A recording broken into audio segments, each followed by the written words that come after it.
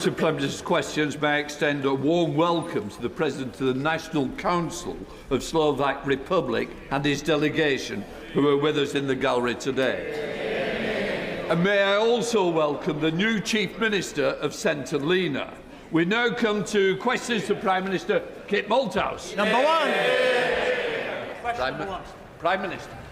Mr. Speaker, let me start by congratulating Scotland on their magnificent victory last night, qualifying for the World Cup for the first time since 1998.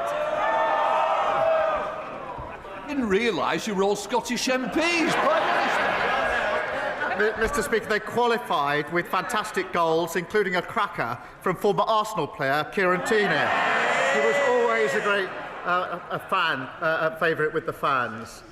Mr. Speaker, my thoughts are with the communities across the country affected by severe flooding, particularly in Monmouthshire. I've been liaising with the First Minister of Wales and want to thank all our emergency services for their response. Mr. Speaker, my thoughts are also with the family and loved one of Royal Fleet Auxiliary member James Elliott, who has sadly been lost. I know the contribution that personnel of the Royal Fleet Auxiliary make and the risks that they take in the line of duty. My thoughts, and I'm sure the thoughts of the whole House, are with those who knew him at this tragic and difficult time for them. Mr. Speaker, last Thursday I visited Anglesey to announce the construction of the country's first small modular reactor. That's the biggest investment in North Wales in a generation, creating more than 6,000 jobs. On Monday, we introduced the largest overhaul of the asylum policy in modern times, restoring control, fairness and creating safe and legal routes. And today I'm pleased to announce that inflation is coming down. There's more to do, but it's an important step. Mr. Speaker, this morning I had meetings with ministerial colleagues and others. In addition to my duties in this House, I shall have further such meetings later today. Mr. Speaker, many of us are becoming concerned that technical or procedural manoeuvres outside of this House may be used to prevent Parliament reaching a decision on the terminally ill adults bill. Now, the government is neutral on the bill itself, but I presume it's not neutral on the issue of democracy or the primacy of this chamber. So could the Prime Minister please reassure the House that the decision of elected members, and indeed the wishes and hopes of the vast majority of the people we serve, will not be frustrated in this way? Prime Minister. Can I thank him for his question? I know he feels strongly about this issue. As he says, the government is neutral on the passage of the bill. It is a matter of conscience, so there are different and respected views across Parliament, and it is for Parliament to decide in the end on any changes in this chamber. Scrutiny of the bill in the Lords is a matter for the Lords, but the government does have a responsibility to make sure that any legislation which passes through Parliament is workable, is effective and of course enforceable. John Trickett. Thank you very much indeed, Mr. Speaker. And the party opposite in government said that they would level up the country, but in fact they left the country divided. Half austerity, in deindustrialisation, stagnant wages, all took the heart, ripped the heart out of mining communities like the ones I represent. Everywhere you can see the legacy which the party opposite left. And how can it be right that the hard-working, loyal people in my constituency earn £400 a week or £20,000 a year less than people who live in Kensington? So will the Prime Minister now declare that it is the government's moral purpose to eliminate economic injustice, starting with the budget next week, announcing massive investment in the north and wherever else poverty and low pay raising its head?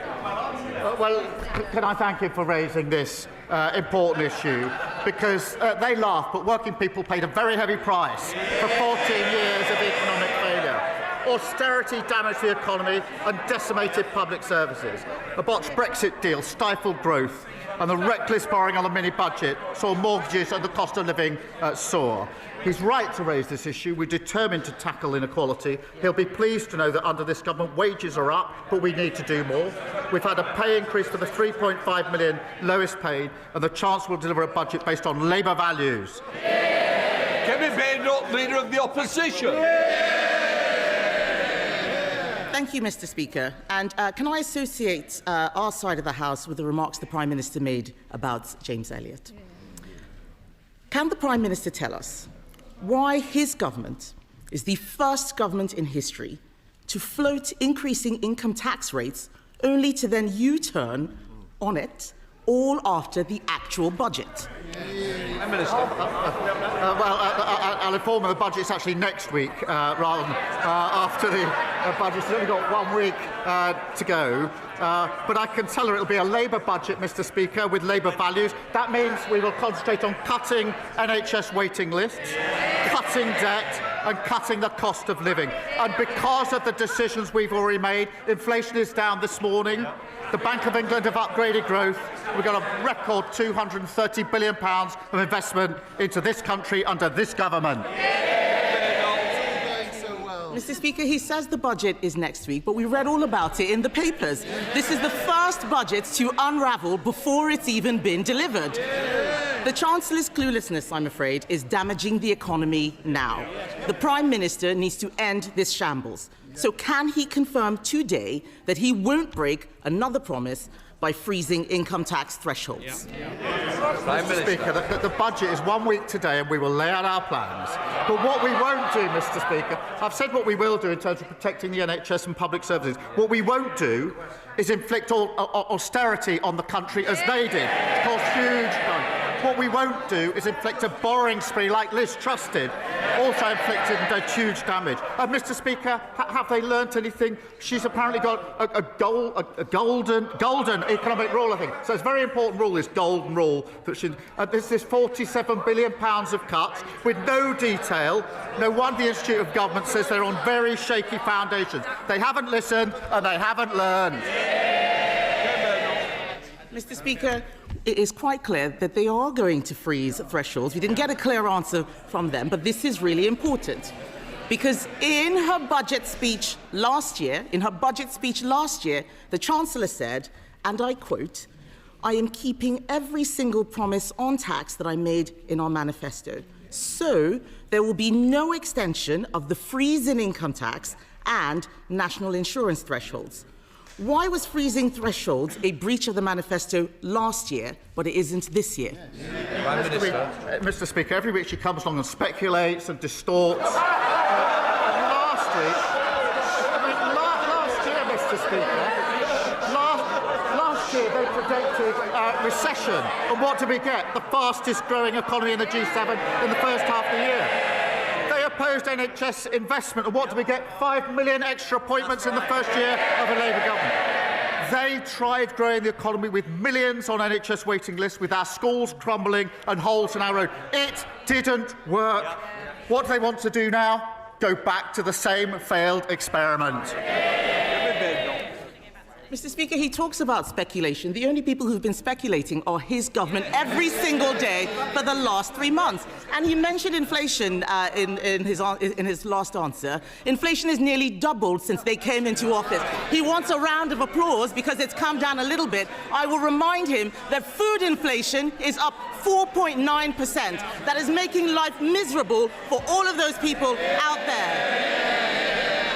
But let's go back to thresholds, because this is important. When the Chancellor made that promise to unfreeze the thresholds, it wasn't an off-the-cuff comment. She said it on the floor of this House in her budget speech. That was a deliberate statement of government policy.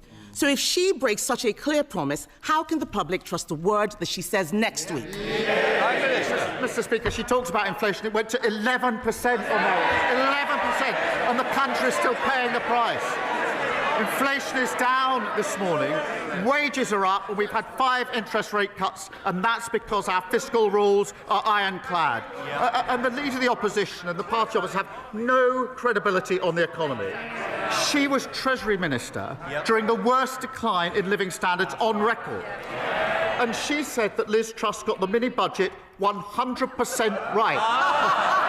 Not much room for flexibility there. 100%, that's pretty full marks, Mr. Speaker. She might want to tell us if that's still her position, 100% right for Liz Truss. Mr. Speaker, I was Treasury Minister at the height of the pandemic. We cleaned up that mess. Maybe he could clean up some of his own mess. And I'm going to repeat what the Chancellor said, because it's quite clear that the whole front bench has forgotten. She said, "I have come to the conclusion that extending the threshold freeze would hurt working people. It would take more money out of their pay slips, and yet that's what they're planning to do next week." And all of this speculation is having real-world consequences. Just this morning, the UK chair of ExxonMobil said, and I quote, "The government needs to understand that the whole industrial base of the UK is at risk unless they wake up and realise the damage their economic policies are doing." Mr. Speaker, can the Prime Minister tell us, is the loss of UK industry the price the country has to pay for having a clueless Chancellor?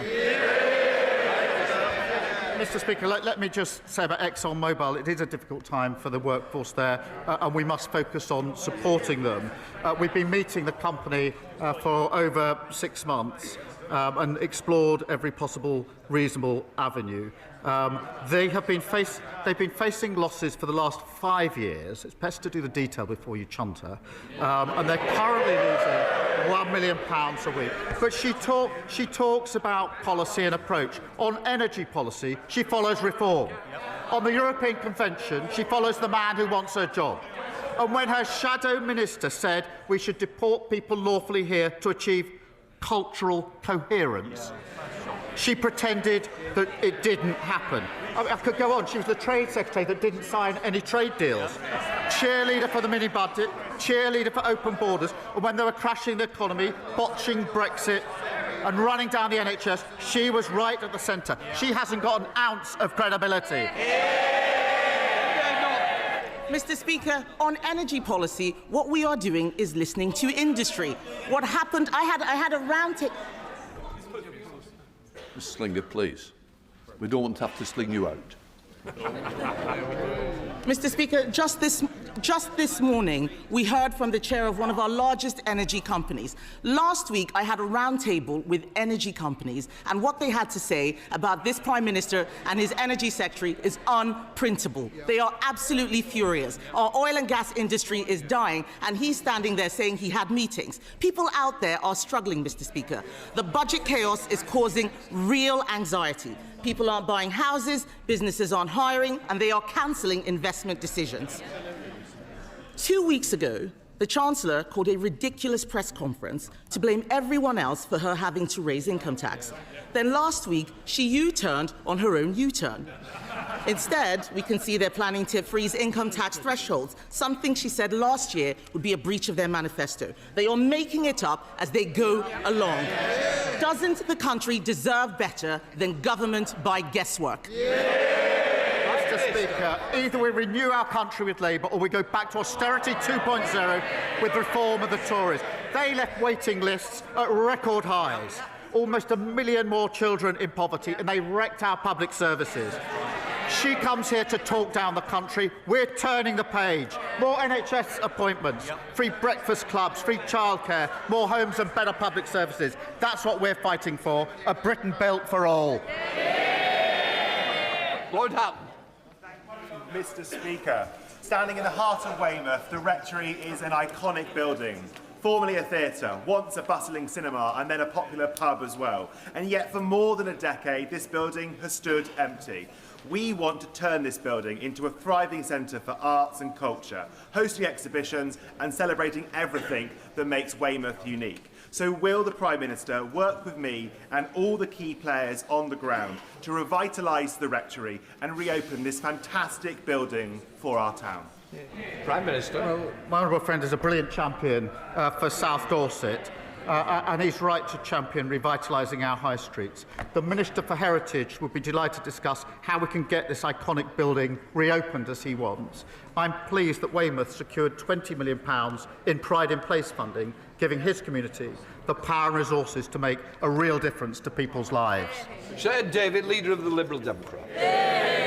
Thank Thank you, Mr. Speaker. Can I associate myself with the Prime Minister's opening remarks? And can I also join with him in congratulating Scotland on their amazing win against Denmark and wish them well in the World Cup? And can I also say I hope Wales soon qualifies to join England and Scotland? But Mr. Speaker, every year there are more than 300 suicides related to problem gambling. It affects hundreds of thousands of families, tearing them apart. Meanwhile, online gambling firms are taking in record revenues of over £7 billion a year.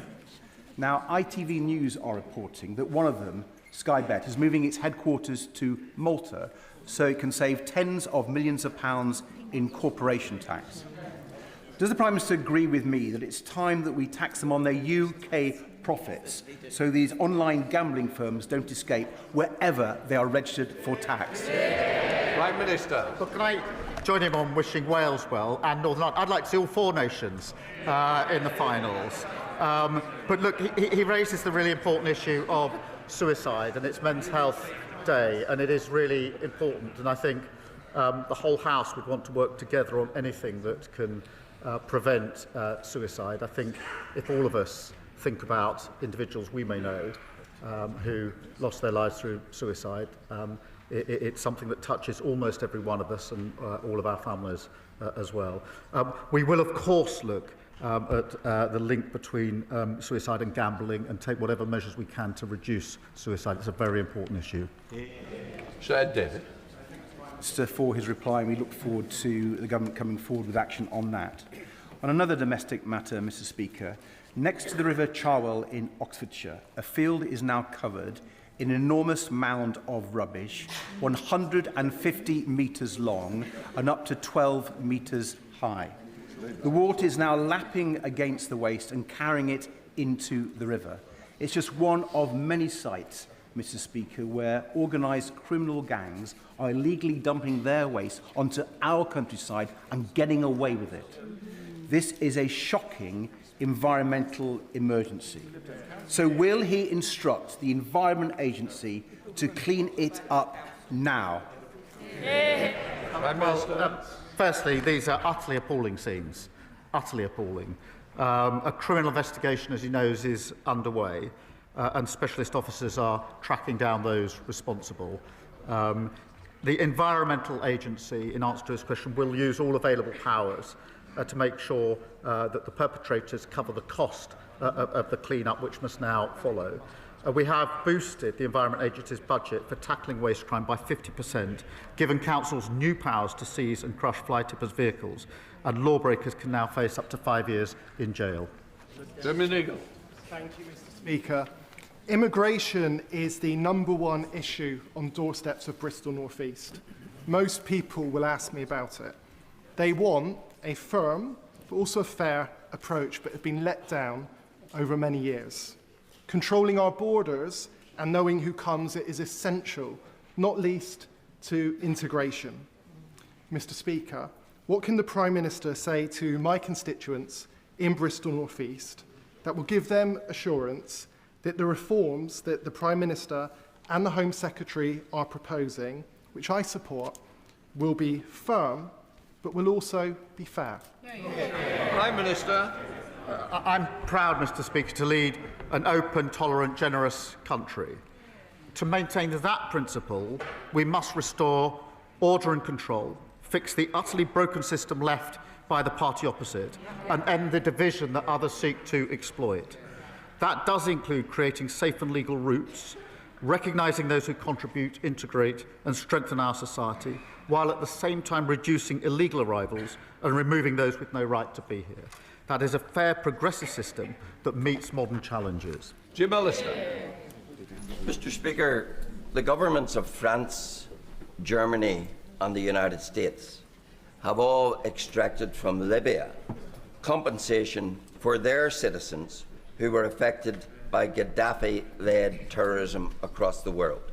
Why, Prime Minister, is the British government continuing to fail United Kingdom citizens who suffered to a huge extent through the importation of arms and, in particular, the tons of Semtex that Gaddafi supplied to the IRA, giving rise to Enniskillen, to Warrington, to the Baltic Exchange and multiple others. Why is no compensation being extracted from Libya for our citizens when it can be done for others? And will the Prime Minister at least meet representatives of the almost forgotten but still campaigning families for those affected by Gaddafi's terrorism?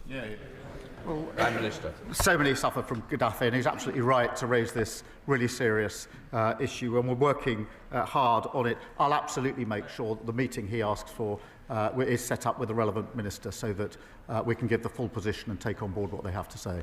Luke Charters. On International Men's Day and in the spirit of Movember, I want to be open about my own past mental health challenges in the hope that it might encourage other men to do the same. And during the traumatic birth of my first son, I nearly lost my wife, and a dark cloud settled over me. A cloud lifted through conversation and support, and through the safe arrival of my second son, and bright days lie ahead. I'm joined in the gallery today by Mike from York Menfulness, a fantastic charity giving men a place to talk.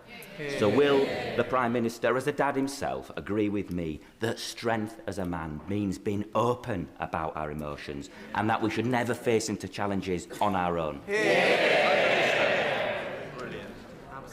Can I thank him for his honesty? It's never easy to stand up and say what he's just said. And I hope he understands just how important that is for others who will be suffering, who will be inspired to be able to talk openly about their experiences and, importantly, get the help that they need. I'm really proud to publish the first ever men's health strategy today to tackle challenges that disproportionately affect men, including certain cancers and suicide, which is tragically the biggest killer of those men under 50. So we will invest millions in helping more men access mental health support, better care for former minors, and rolling out at-home blood tests to tackle prostate cancer. But I do thank him for speaking out. I think it's so important, it's so brave. It's been done across the House. This isn't a party political issue, but it's always very powerful when it's done, and it's a model for all of us. Thank you, Mr. Speaker. Given the government's desire to improve educational outcomes and the well-being of our children, it is ignoring the elephant in the room.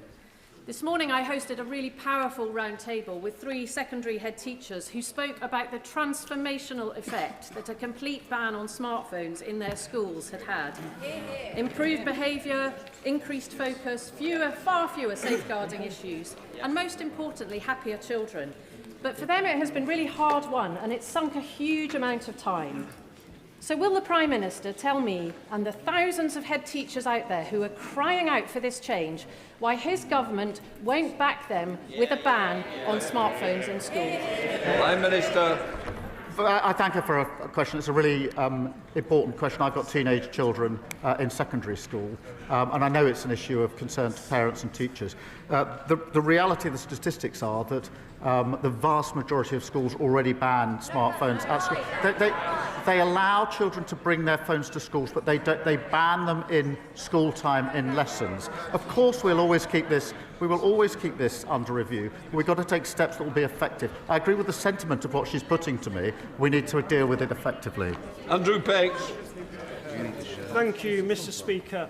One of the worst legacies of the last Conservative government was the collapse in apprenticeships for young people in places such as Peterborough, shutting a generation out of opportunity.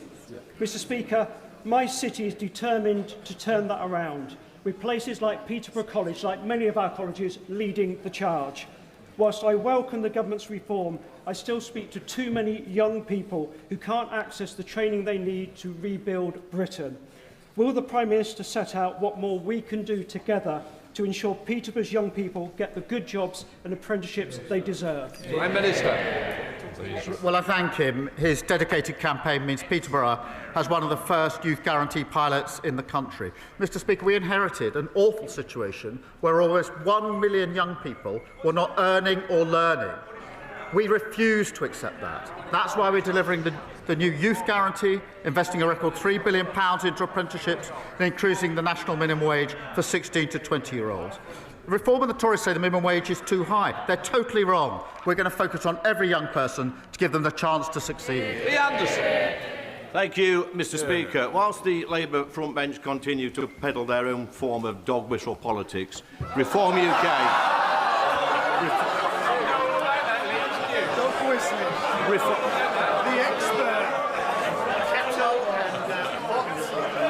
Reform UK are cracking on with the day job.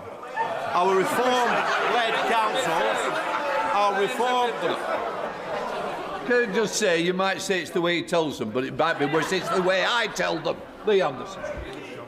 Thank you, Mr. Speaker. Our reform-led councils have already identified savings of over £330 million in the first 6 months. And the Prime Minister may shake his head propped up by these gullible backbenchers, but here's the challenge.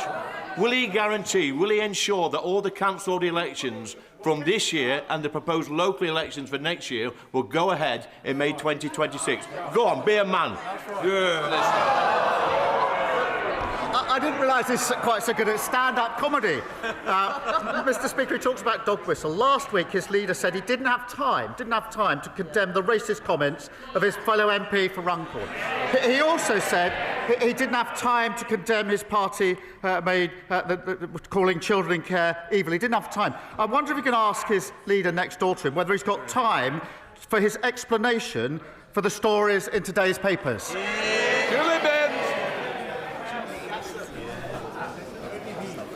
Mr. Speaker, over the summer, large quantities of illegal cigarettes were seized in shops in my Carlisle constituency. However, many of those shops were reopened the very next day. Does the Prime Minister agree with me that we have to make it easier for these shops to be closed down permanently so we put out of business forever these criminal networks? Prime Minister. Can I thank her for raising this? Because there's been a surge in response to illegal shops selling products they shouldn't be selling and not paying their taxes. It's very important. Raids in October, Mr. Speaker, saw over 900 arrests, almost £11 million of criminal profits were seized, and almost £3 million of illegal gear was destroyed. We need to go further to protect our high streets. That's why we're giving councils powers to prevent certain shops from even opening, supporting them to deal with unwanted shops, and through the tobacco and vapes bill, cracking down on rogue retailers who break the law. Just Thank you, Mr. Speaker. Eastbourne resident Pam was given a cheque for £125,000 by her terminally ill partner, which she went on to cash in.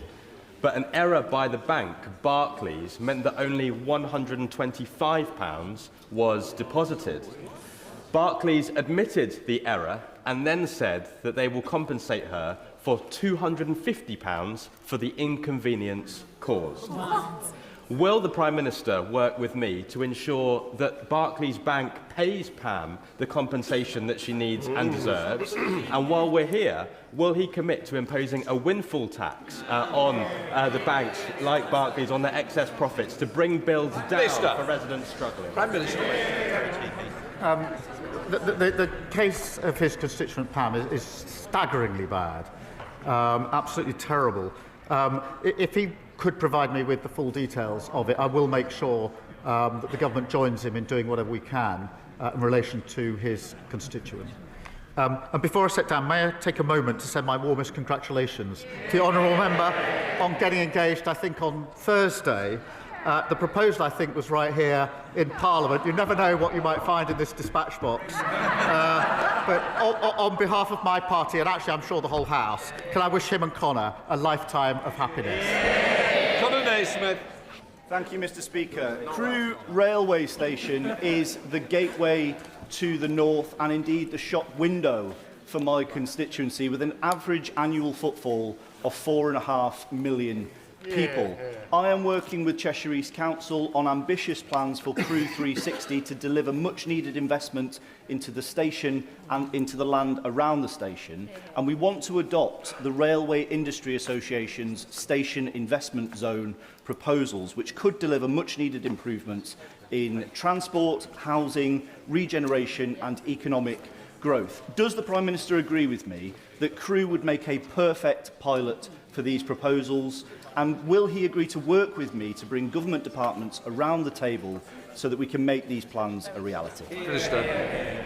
Well, I thank him for his question. Because of our actions, Mr. Speaker, house building near stations like Crewe will now be a default yes. That means tens of thousands of homes delivered far sooner for families with great transport links as standard. I'll make sure that he meets the relevant ministers to drive forward growth. Every step we've taken to deliver more homes has been opposed by the parties opposite. They're the blockers, Labour are the builders. James McMurdo. Thank you, Mr. Speaker. Mr. Speaker, it is an open secret that the gig economy is a magnet for organised crime and illegal workers. As Christmas approaches and demand increases, so do the associated risks. Will the Prime Minister please explain why enforcement in this area is so low and what he will do to restore order? Well, we're delivering a record crackdown on illegal working in the gig economy, expanding the right to work and facial recognition checks, which are really important. We're also introducing a new criminal offence of trespassing with intent to commit a crime through the Place and Criming Bill. Mr. Coteau. Thank you, Mr. Speaker. Based on the reactions care or remember, but every day I see the cost to my constituents in Bournemouth West of years of cuts to public services. Youth services gone, neighbourhood policing decimated, no NHS dentist appointments. So can the Prime Minister confirm there will be no return to austerity under this Labour government? I certainly can. But the austerity that they imposed on the country destroyed our public services, and we're still paying the price. We'll be cutting waiting lists, cutting the debt and cutting the cost of living. Fair choices to secure Britain's future, not a return to the failure of the party opposite. Jack Rankin. Thank you, Mr. Speaker. The Prime Minister has expressed sincere regret for appointing David Cogan to the Independent Football Regulator. Will he now put on record the full amount Mr. Cogan has donated to his leadership campaign and his party, any hospitality he's received, and whether he declared these interests before appointing him? Prime Minister. They were all declared properly. Not the amount. Mr. Speaker, this Friday we commemorate the 51st anniversary of the Birmingham pub bombings, in which 21 people lost their lives in what is still the largest unsolved murder in our history. The families do not believe that the approach set out by the government will discover the truth and that only a public inquiry will do. Can we now have the meetings in order to hear the families' concerns direct and agree an approach that will command not just confidence but will find the truth of who bombed Birmingham? Prime Minister. Well, can I extend my deepest sympathies that remain with the bereaved and survivors of the horrific pub bombing in Birmingham in 1974. We do believe the most appropriate route is through the Independent Commission for Reconciliation and Information Recovery, but Honourable Friend has raised this issue directly with me, and of course I'll make sure that the relevant meeting is set up so that he and the families can put their point of view for us to consider. Mr. Speaker, you and the Chamber will be well aware that I represent the biggest and most remote constituency in the UK. And I'm bound to say, Mr. Speaker, that in it, bank branches are becoming rarer than sightings of the Loch Ness Monster. We have no banks at all in the huge county of Sutherland. Now, we have legislation that provides for access to cash, but what we don't have is legislation that provides for face-to-face banking services. So I'd be deeply grateful if the Prime Minister would ask the Treasury to meet with me to discuss how we might update the Financial Services and Markets Act to include some form of access to cash provision that would preserve face-to-face banking for my constituents and other remote areas. Mr. Speaker, I know how important face-to-face banking is to local communities. As he knows, we're rolling out banking hubs. Decisions over location are taken independently, but they should be rolled out wherever there is a need for one. And of course, there's more to come. I will, in answer to his question, make sure that he gets the meeting that he requests so that we can have a look at the proposal. Afzal Khan. Thank you, Mr. Speaker. As the Prime Minister is aware, November marks Islamophobia Awareness Month. This Labour government has shown a steadfast commitment to supporting Muslim communities, particularly through consulting on the definition of Islamophobia. Given anti-Muslim hate is at a record levels in the UK, can the Prime Minister outline the steps this government will take to tackle a rising level of racism, xenophobia against the Muslims in Britain? Minister. Can I thank him for raising this important issue? He's always been a strong champion on this. Anti-Muslim hatred is abhorrent, Mr. Speaker, and has no place in our society. And the increase in incidents must be addressed. It's why we're increasing funding to protect mosques and Muslim faith schools across the country. It's why we've announced a new fund to monitor anti-Muslim hatred and support victims. And we continue to work on the definition of anti-Muslim hatred. I would. Thank you, Mr. Speaker. Everyone who cares about media independence and freedom will be relieved that, that Redbird have recognised that they cannot run the Telegraph. But there are serious concerns that they will burden the paper with unsustainable debt if the title is sold for less than £500 million. So will the Prime Minister step in to prevent this from happening and enable a sale at a lower price if necessary, without this toxic debt burden? Prime Minister. Well, he raises a serious issue. I'm not quite sure what he's asking the government to do. To step in and nationalise it, I don't think would be the right thing. Whereas, Mr. Speaker, on the 5th of March at the dispatch box, the Prime Minister said these words: "We do recognise Cornish national minority status, not just the proud language, the history and the culture of Cornwall, but its bright future. Since then, I've repeatedly asked ministers for Cornwall's unique place on this island to be recognised through devolution. When the devolution bill comes back to the House next week, will the Prime Minister help me explicitly enshrine Cornish devolution and Cornish national minority status in that bill?" Prime Minister. Can I thank him for his question? Of course, he has raised this issue with me on a number of occasions already. He's a great champion for Cornwall. We will ensure that Cornwall's national minority status is safeguarded in any future devolution arrangements. We have provided £500,000 to support distinctive Cornish culture, including the Cornish language. Sir David. The Prime Minister knows that last week 9 four-star generals made plain that yesterday's Northern Ireland bill is doing harm to the British Army already. Most acute damage is being felt by the Special Air Service. It's already affecting their recruitment, their retention, their morale and their operational effectiveness. As a result, lawyers acting for the SAS Regimental Association have sent a letter before action to the Secretary of State for Northern Ireland. I know of no precedent for this in the entire history of the British Army, and it's because it's so important. It reflects how important it is. So can I make a plea to the Prime Minister? Will he involve himself personally to make sure that 60, 70, 80-year-old soldiers who have carried out actions which most of us would view as heroic are not persecuted in the coming years? Because now it's a matter not of national security, but of national honour. Can I thank him for his question and reassure him on the protections that he seeks for veterans, because it is a very important issue and he's continually and rightly raised it. There will be protection from repeat investigations, so the Commission doesn't go over old ground without compelling reasons. There will be protection from cold calling and protection in old age, so that elderly veterans are respected. And those who do contribute to the legacy process will have a right to anonymity, a right to stay at home to give evidence remotely, and a right to be heard through the Commission. That is the work that we're doing, and I'm happy to discuss it further with him. To end on the subject, no doubt we can expect is Scotland's victory total correct. Thank you, Mr. Speaker. When the Prime Minister next meets with the President of the United States, can he ask him if he knows any reasonably priced hotels near the MetLife Stadium in New Jersey, where the World Cup final is to be held?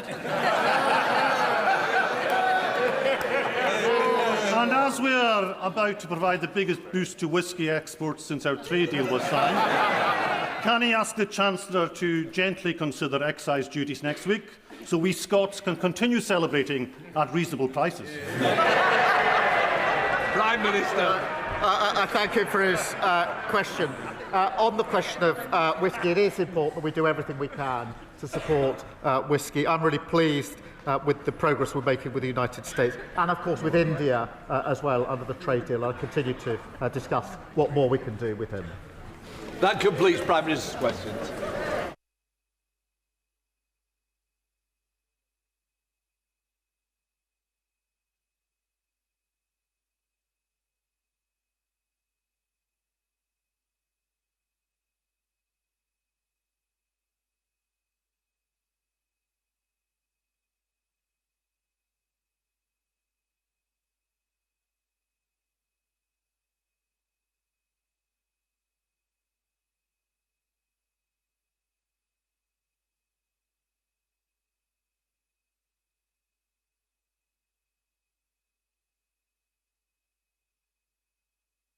Right, we now come to the urgent question. Mims Davies. Thank you, Mr. Speaker. To ask the Secretary of State for Wales if she will make a statement on the aftermath of the recent severe flooding impacting Monmouthshire and what support will be made available for those affected.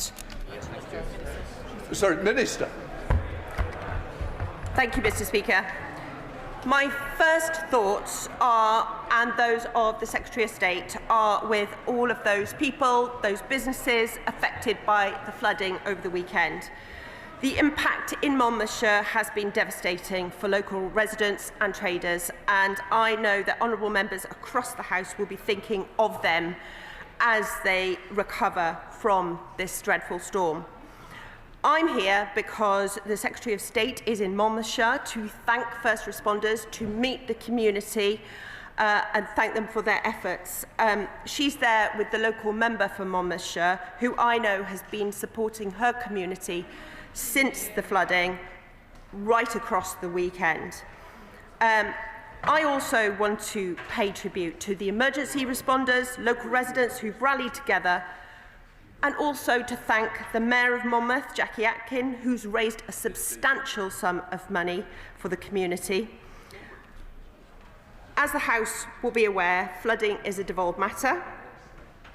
However, the Prime Minister spoke to the First Minister over the weekend and offered the UK Government support with the Welsh Government's response.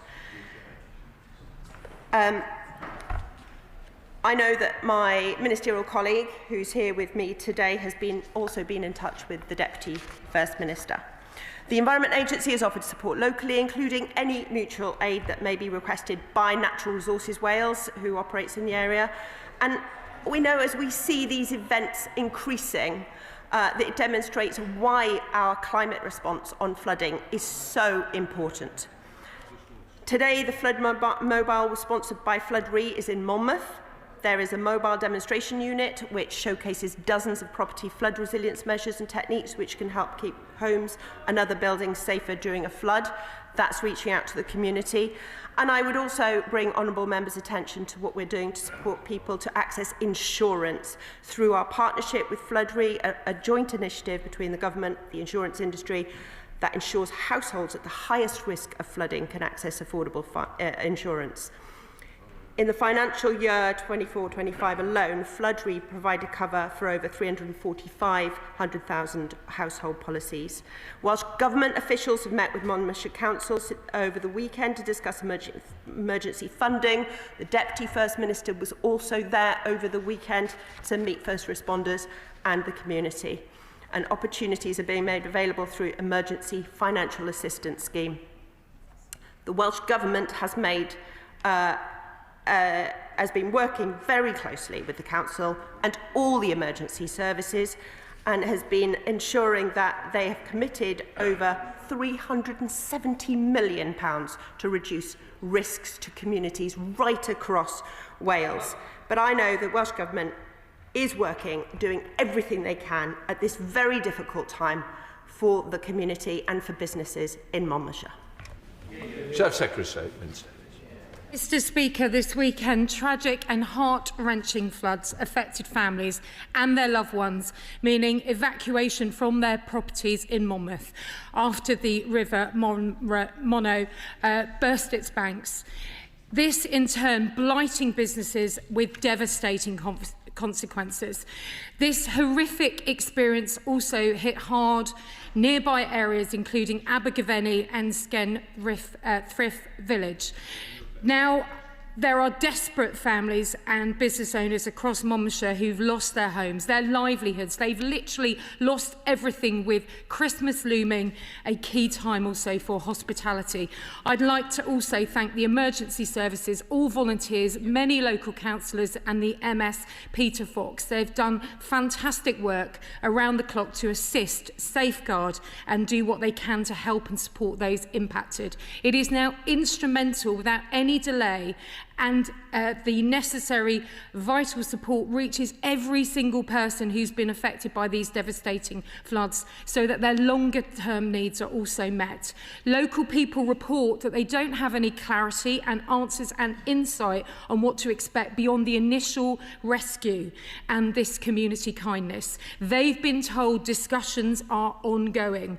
The First Minister outlined this week in the Senate some support, and the PM also offered support to Monmouthshire. So can the Minister provide details on what exactly practically this means on the ground in the coming weeks? Can the Minister also outline a time frame for when support will reach the people of Monmouthshire and what precisely it will entail? It's reported some insurance companies won't pay as they only meet storm damage, not flood damage. Locals want urgent resources, not endless form filling to the Senate.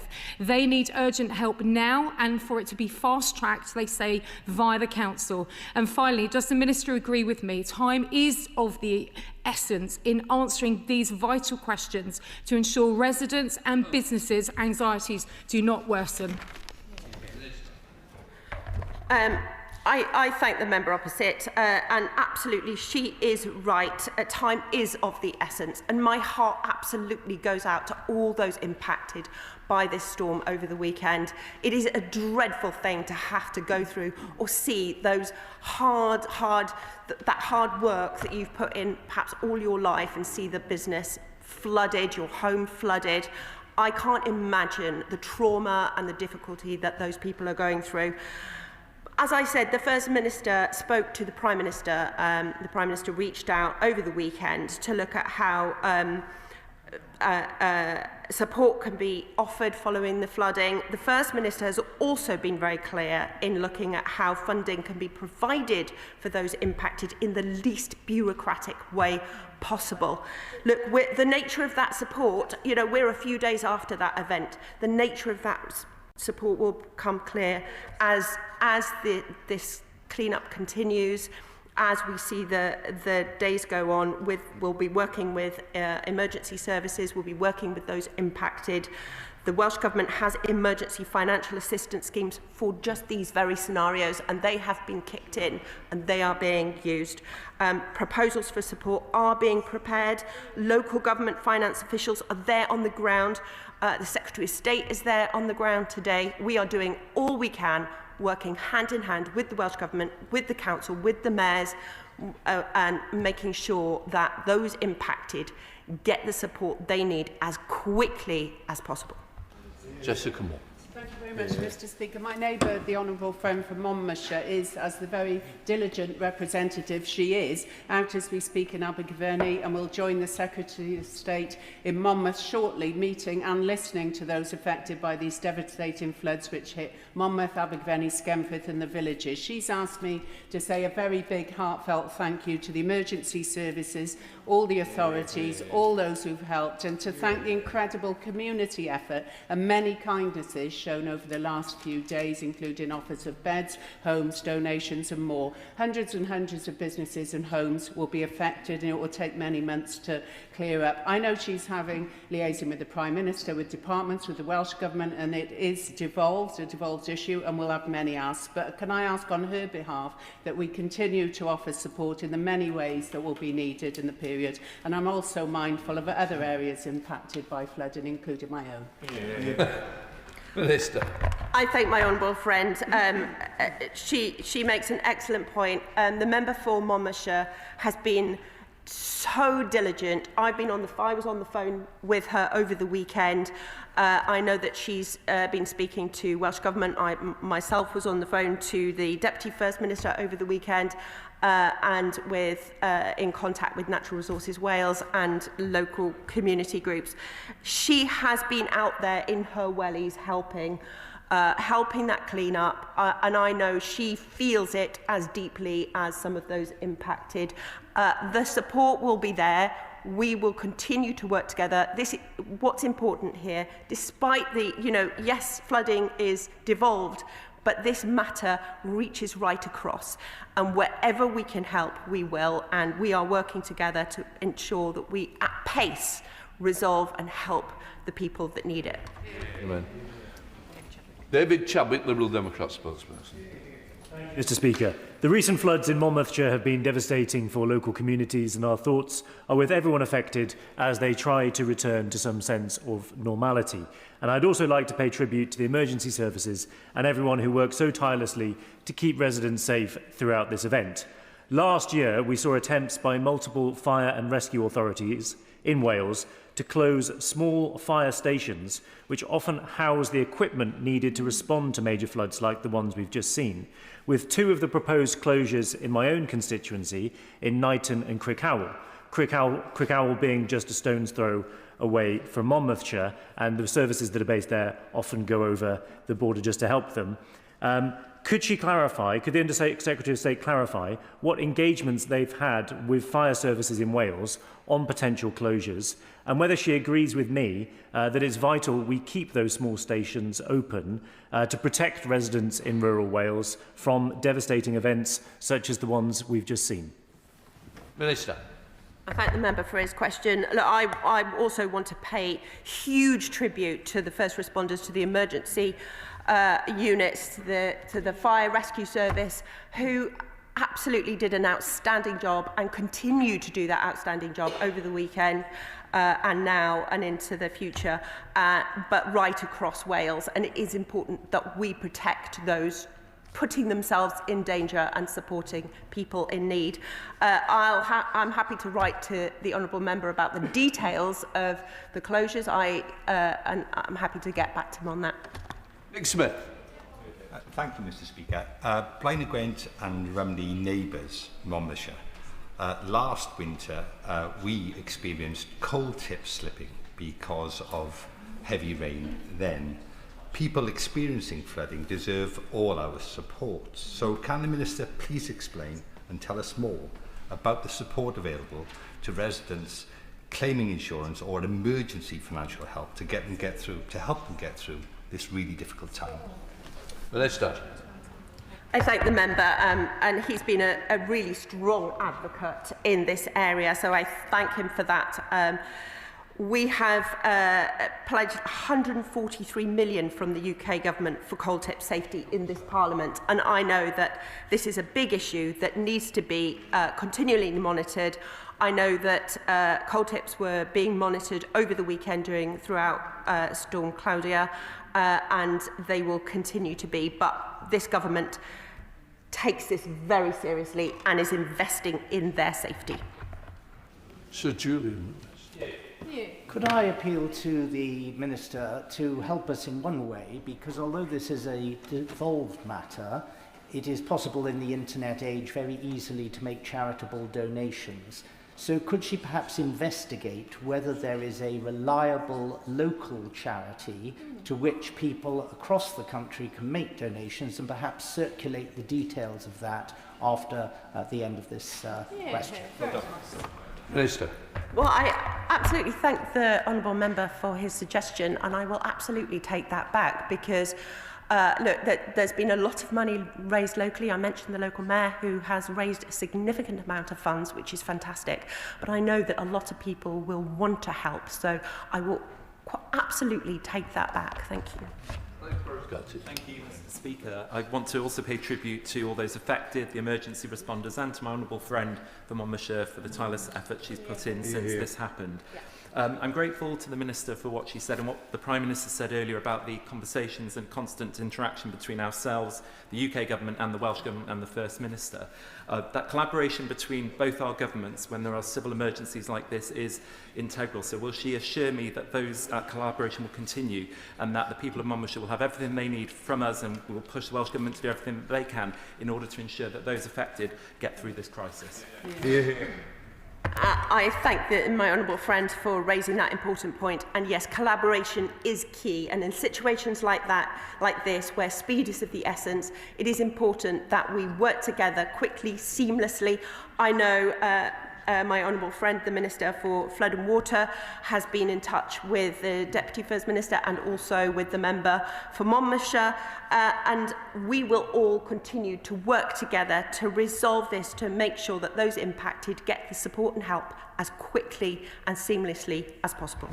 Bentley. I also associate myself with the comments and that the Minister for the Wales Office mentioned, and my thoughts are very much with the people of Monmouthshire as they try to get their lives back on track. She mentioned, quite rightly, that these severe weather events are increasing in frequency, and I wonder, further to the very wise words of the Honourable Member for Cardiff West, in addition to the collaboration between the two governments, in light of the increasing frequency of these severe weather events, I wonder whether it's also time for us to consider some sort of central resilience fund to help provide that additional emergency support, which sadly is becoming far too routine. I thank the honourable member, and he quite rightly points out that important link between climate change and increased flooding, which I mentioned earlier. And it is very important to note that we do need that resilience.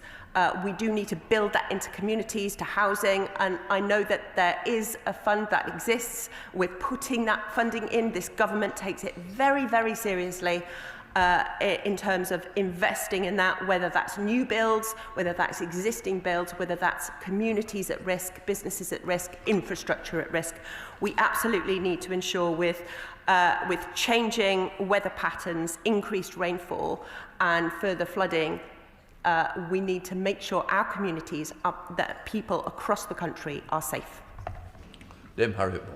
Thank you very much, Mr. Speaker. And on behalf of residents in flood-prone West Worcestershire who approached Storm Claudia with trepidation, I would like to convey our sympathies to people in Monmouthshire, because it is one of the most terrible things that can happen to a community to experience a flood like this.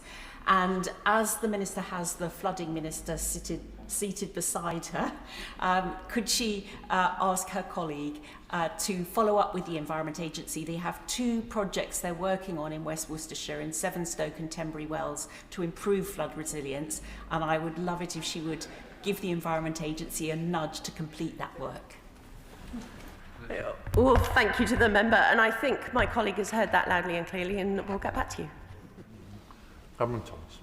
Thank you, Mr. Speaker. There are few around the country more equipped to empathise with the people of Monmouthshire than my people in Tewkesbury and North Gloucestershire. Will the Secretary of State join me in thanking the volunteers of the 7 Area Rescue Association who were called out, as they so often are, this weekend? Will she also tell me when her department will respond to the Environmental Audit Committee's report into flood resilience in England? Thank you. I thank the member for raising this and for his words towards the people of Monmouthshire, and also, you know, I pay tribute to his communities. It's important that we support communities wherever they are, right across the country. This government is intent on doing that. Well, Francois. Thanks, Steve. Although I'm not a Welsh MP, I'd like to express my sympathies for what the people of Monmouthshire are going through. In 2014, when I was the Armed Forces Minister in the MOD, I spent weeks in COBRA meetings helping to coordinate military assistance with the severe flooding in the West Country, particularly on the Somerset level. So can I offer a suggestion? We all hope that this will not happen again, certainly not quickly, but if there are further named storms, has the Minister, or indeed the First Minister, considered speaking to the Ministry of Defence about military aid to the civil authorities, so-called MACA arrangements? Because we learnt in 2014 there are some specialist units like the Royal Marines or the Royal Engineers who have capabilities to offer in these circumstances that can really make a difference to local people. Is that something she and the First Minister might at least be prepared to consider? Well, I thank the honourable member for raising that. And of course, where there are critical incidents, where there are major incidents such as the flooding in Monmouthshire, we are ready to consider anything. So, and where we need that support, the collaboration is important, and that it extends to all of our departments, and in every way possible, we will ensure that people, that businesses, that infrastructure is looked after, and that it can and would extend to defence if necessary. Thank you. Dr. Ellicher. Thank you, Mr. Speaker. My heart goes out to the people of Monmouthshire, which is just downriver from my own constituency of North Herefordshire. Terrible damage done. Also in South Herefordshire, places like US Harold very badly affected. We know these things are happening more frequently and more severely. It's also tragic to see the huge amount of soil that is washed off the land at times like this. Does the Minister recognise the hugely important role that farmers play in managing floodwater, building resilience to these sorts of events? And will she invest more in nature-friendly farming, river-friendly farming, to help prevent these sorts of disasters that do so much damage to people's livelihoods? Well, I thank the member for raising that point, and it is exceptionally important for those who have a duty to their land to manage that land safely and ensure, this does have a devastating impact. Soil is washed away, but there are things that can be done further upstream to prevent flooding. And I know that the Welsh Government has put in place projects right across Wales to ensure that that happens. And just this morning, I was talking to Powys about some of those taking place up in Powys County Council. Thank you, Mr. Speaker. Floodre's report earlier this year highlighted that in the face of more extreme weather, more frequent flooding, many insurers are increasing excesses and premiums, often to eye-watering levels, or withdrawing insurance support altogether. So what immediate support is the government putting in place for people who find themselves without insurance? There is an emergency initiative, financial initiative that is available. So the Welsh Government officials are working with the community groups, with the local council and with ourselves to ensure that they have access to those emergency funds. That completes the urgent question. From bench changeover.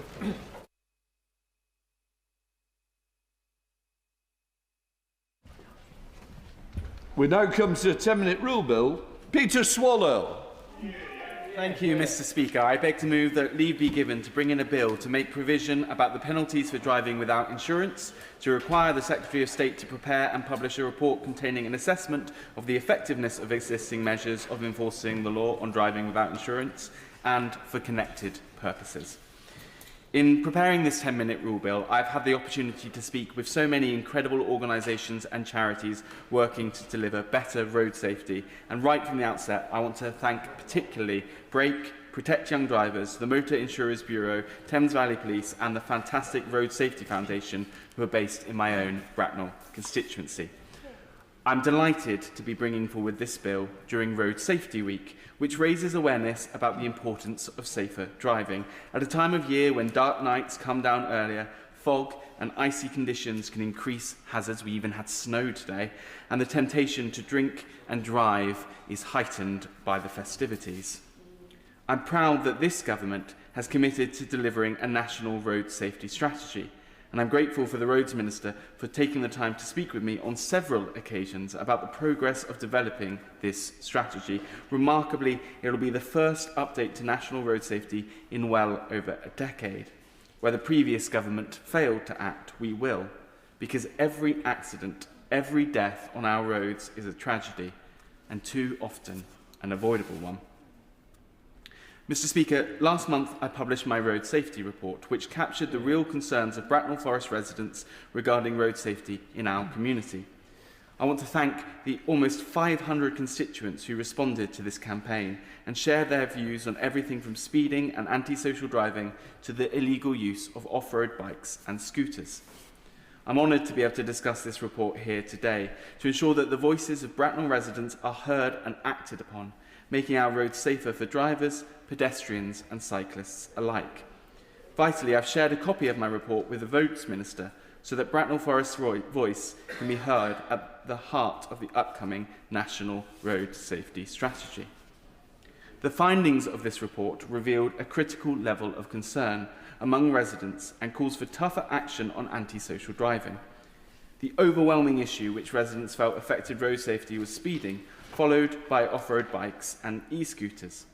Almost 80% of residents either agreed strongly or just agreed that people drive too quickly down residential roads in Bracknell Forest, with similar figures for speeding on main roads. To tackle this, residents agreed there should be more speed cameras and community speedwatch initiatives, and called for more appropriate speed limits, speed bumps and more visible police patrols, with police providing more information to local patrols so that residents can see how their concerns are being addressed. The report identifies a clear public mandate for decisive intervention on road safety, prioritising enforcement and infrastructure upgrades. Concerns were also raised about overly bright car headlights, and I'm delighted that the government has already listened on this point and announced further research will be conducted into headlight glare. Residents also supported more action around schools, where there were particular concerns that an accident was simply waiting to happen. I heard about the challenges caused by pick-up and drop-off time, the need for more safe crossing points, and the widespread support for the implementation of school streets. Mr. Speaker, I'm pleased that I've been able to share this directly with the local council and offer them my full support as they work to address road safety around schools. And residents also raised concerns about potholes, which can cause damage to vehicles and lead to unsafe driving as motorists do their best to swerve around them. That's why I backed the government's £3.3 million investment into Bracknell Forest roads this year, with Bracknell Forest Council committing an extra £5 million over 4 years to pothole repair and other road maintenance.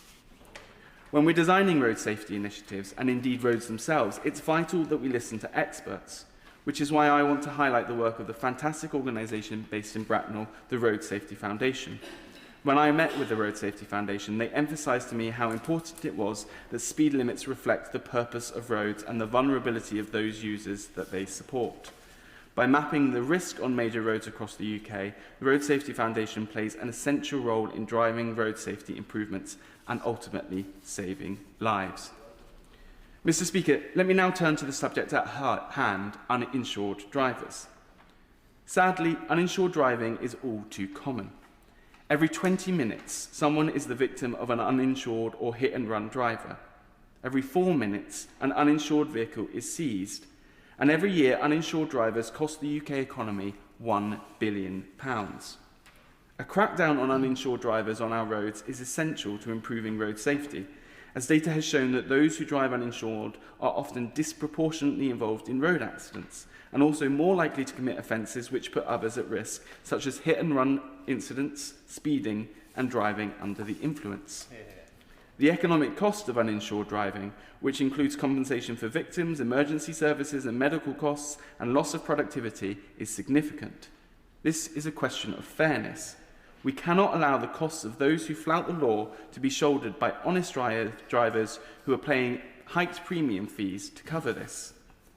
Mr. Speaker, I want you to imagine for a second that you were involved in a car accident. Imagine an inconsiderate driver has been going too fast or not paying attention to the road and has crashed into you. You're standing there on the roadside, perhaps injured, your car a write-off. You're feeling incredibly shaken, as anyone would be. But thank goodness you have insurance.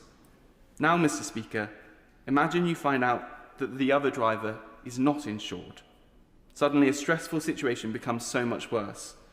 The victims of accidents involving uninsured drivers often face delays and complications in securing compensation, which only exacerbates the immense emotional and financial toll on these victims.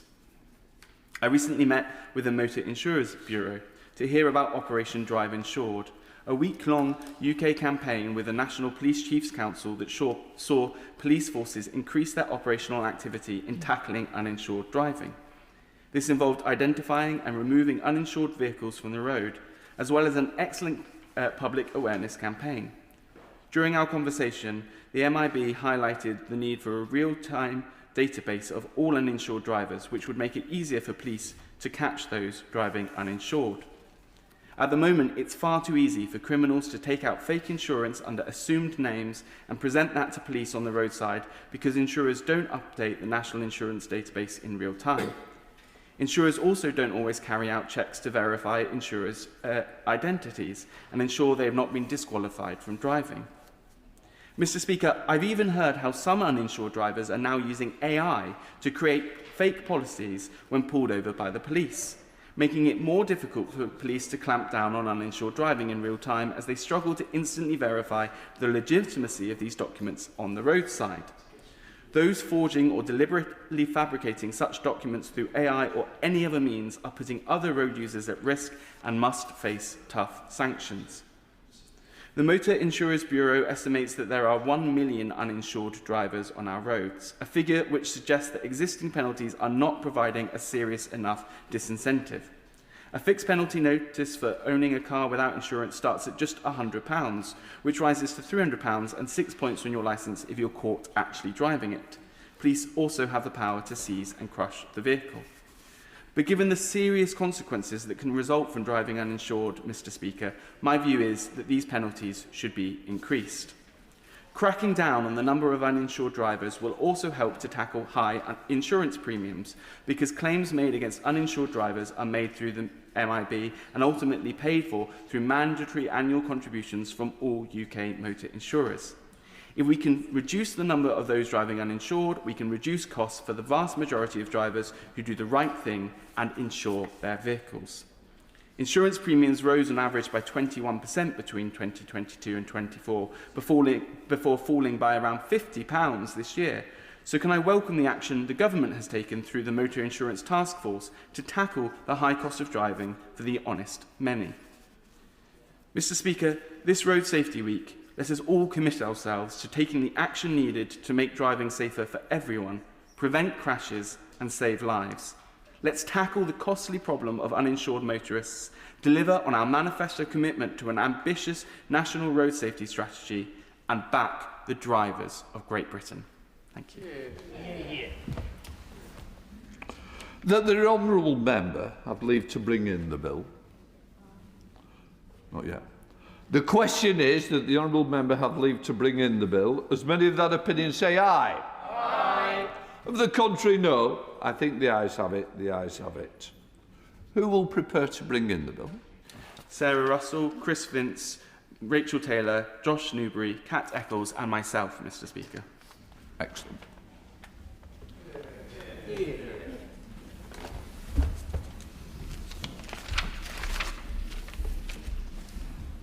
Peter Swallow.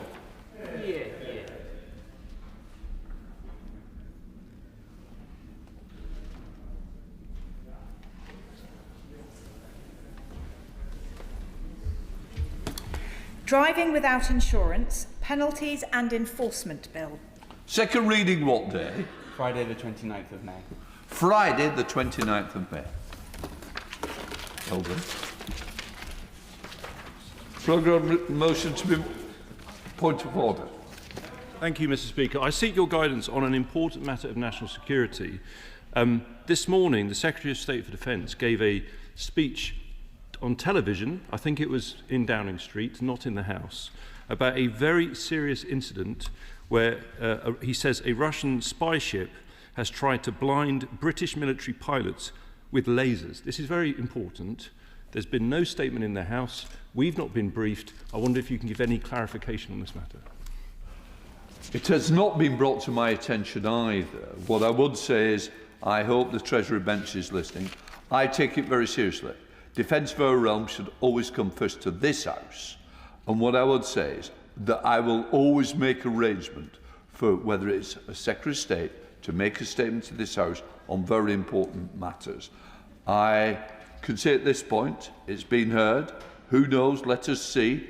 Yesterday, the government reflected and came with a statement late. Let us see if it can be reflected again today on this very important matter. If it was good enough for a TV interview, it's certainly good enough for this House to know. I will leave it at that. Programme motion to be moved formally. Back to move. The questioners as on the order paper as amended in their opinion say aye. Aye. The contrary, no. I think the ayes have it. The ayes have it. The clerk will now proceed to read the orders of the day. Border Security, Asylum and Immigration Bill, consideration of Lord's amendments. I can inform the House that nothing in the Lord's amendments... Sorry, I wanted the whip to say now, didn't I? I beg to move. Yeah. I can inform the House that nothing in the Lord's amendment engages Commons financial privilege, which will begin with the government motion to disagree with the Lords in their Amendment 37, with which it will be convenient to consider all other Lords amendments as on the selection and grouping paper. We now call Minister Norris to move. Thank you, Mr. Speaker. I beg to move that this House disagrees with Lord's Amendment 37.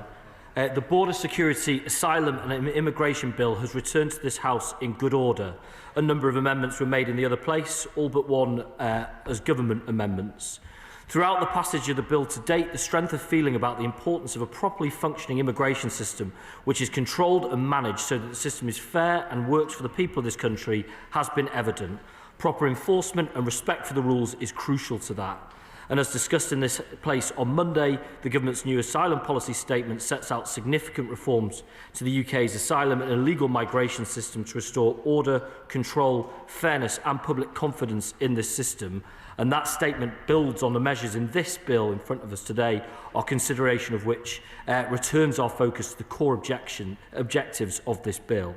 This bill will strengthen UK border security. It's part of a serious, credible plan to protect our borders, seeing this government work closely with our international partners upstream and in our near neighbourhood. It's a plan that sees this government bringing to bear the powers and impact of the system as a whole under the leadership of Border Security Command against those who seek to undermine the UK's border security. It's a plan that delivers for our law enforcement partners, creating the new powers they need to intervene faster and earlier against more of those involved in serious and organised immigration crime activity, providing for better data sharing and creating stronger intelligence to inform enforcement activity, and a plan that disrupts the sales pitch spun by the gangs who preventing illegal working in sectors not currently required to confirm whether a person's immigration status disqualifies them from working. So to turn to the amendments in front of us today, I'll firstly start with the non-government amendment passed by the other place.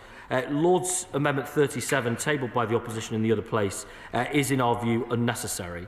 It would mandate the Home Secretary to collate and publish statistics on the number of overseas students who have had their student visas revoked as a result of the commission of criminal offences, the number of overseas students who have been deported following the revocation of their visas, and the number of overseas students detained pending deportation following the revocation of their student visas.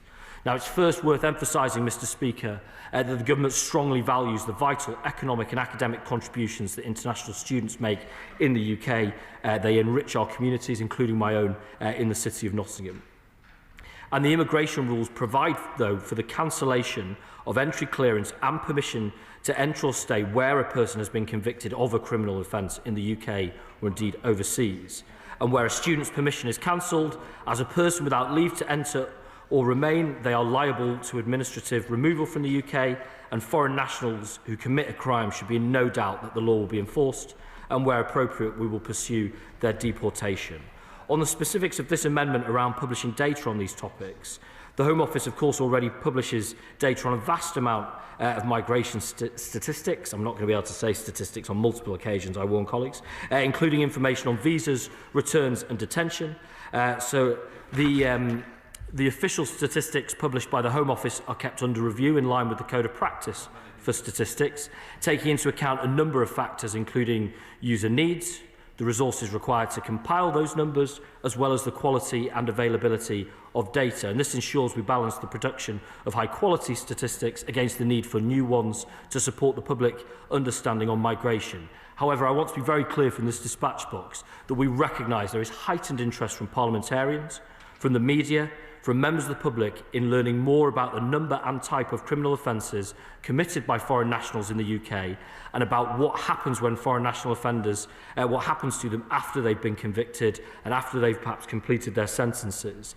We are looking very closely as a Home Department on what more can be done to both improve the processes for collating and verifying the relevant data on the topic of FNOs and their offences, and to establish a more regular means of placing that data into the public domain alongside the other Home Office statistics that I talk about. And when this work progresses, we propose to publish more detailed statistical reporting on FNOs subject to deportation and those returned to countries outside of the UK. And I hope on that basis that right honourable and honourable members will support the motion relating to Amendment 37 in the Government's name.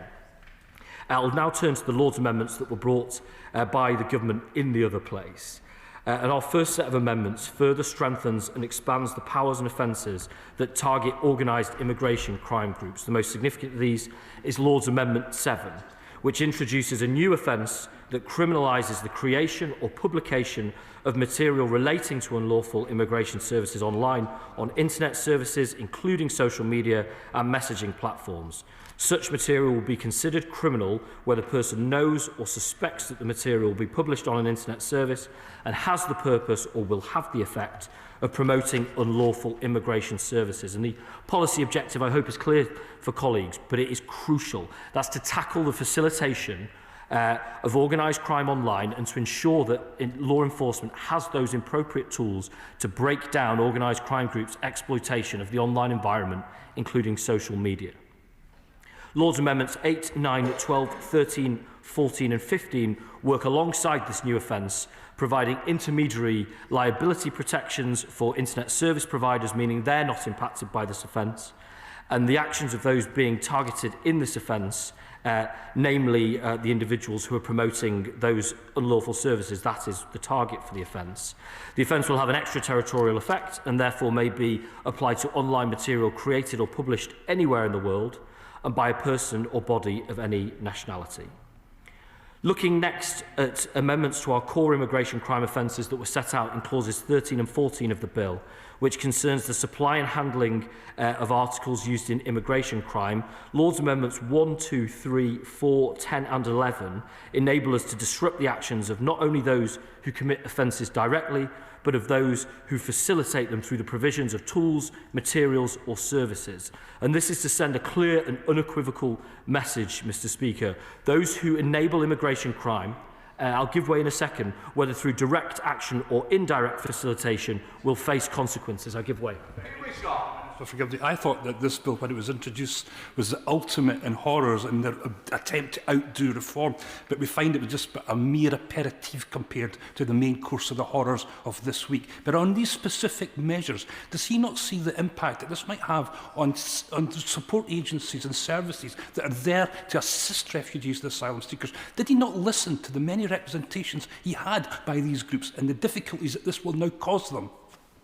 I am surprised the Honourable Gentleman is horrified by our attempts to crack down on organised immigration crime, which is the ultimate industry in profiting from misery and desperation that leads to vulnerable people losing their lives and, of course, has such impact on public confidence domestically. However, on the point that he makes, if he waits a little while longer, I hope I can give him a degree of succour on that point.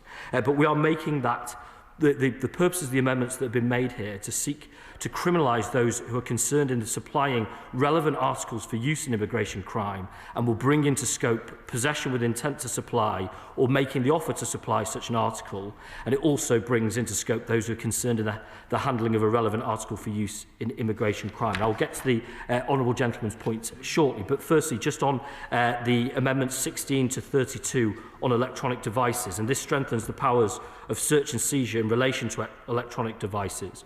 Lord's Amendment 16 seeks to expand the definition of authorised officer to include Police Services of Scotland, Police Service of Northern Ireland and National Crime Agency officers.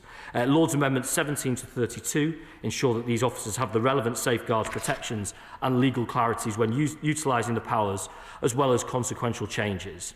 Now, Lord's Amendments 5, 6, 38, 39 and 40 were tabled in response to the Joint Committee on Human Rights report on the bill and debate in the other place, ensuring proportionate, robust and appropriate safeguards are in place. So Lord's Amendments 5 and 6 introduce additional safeguards into the offences set out in clauses 13 and exempt from these offences any item or substance designed for personal cleanliness or for hygiene. So this includes items like soap, toothpaste, sanitary products and other essentials that individuals may carry for personal dignity and well-being. I hope that gives the Honourable Gentleman a degree of comfort on that point. Limitations to this exemption have been set out if certain items present heightened risk of being repurposed as weapons or used in ways that endanger others. And I think that finds the appropriate balance on this important point. In relation to the provision in the bill which enables stronger conditions to be placed on those who pose a threat pending their removal, Lord's Amendments 38, 39 and 40 do not alter the original intention of the clause, but intend to set out on the face of the bill the limited circumstances in which an individual could have conditions such as electronic monitoring or curfews placed on their leave to enter or remain. And this includes cases where the Secretary of State considers that that person poses a threat to national security, public safety, or has been convicted of a serious crime or sexual offence. And finally, Mr Speaker, we've made a number of small amendments in the other place which seek to clarify the provisions with which they relate to. Lord's Amendments 33, 34 and 35 are minor and technical to remove references to data protection legislation, which is now redundant following the enactment of Section 106 of the Data Use and Access Act 2025. Lord's Amendment 36 amends the consultation requirements to require that the Secretary of State consults the Department of Justice in Northern Ireland and relevant Scottish ministers prior to making regulations that determine the purpose for which trailer registration information may be shared with the police. This amendment does not affect the Secretary of State's discretion to consult representatives of police bodies. I'll give way on that point. Can I just start? Can I just suggest you've literally just walked in, and I don't think you've heard all what has been said.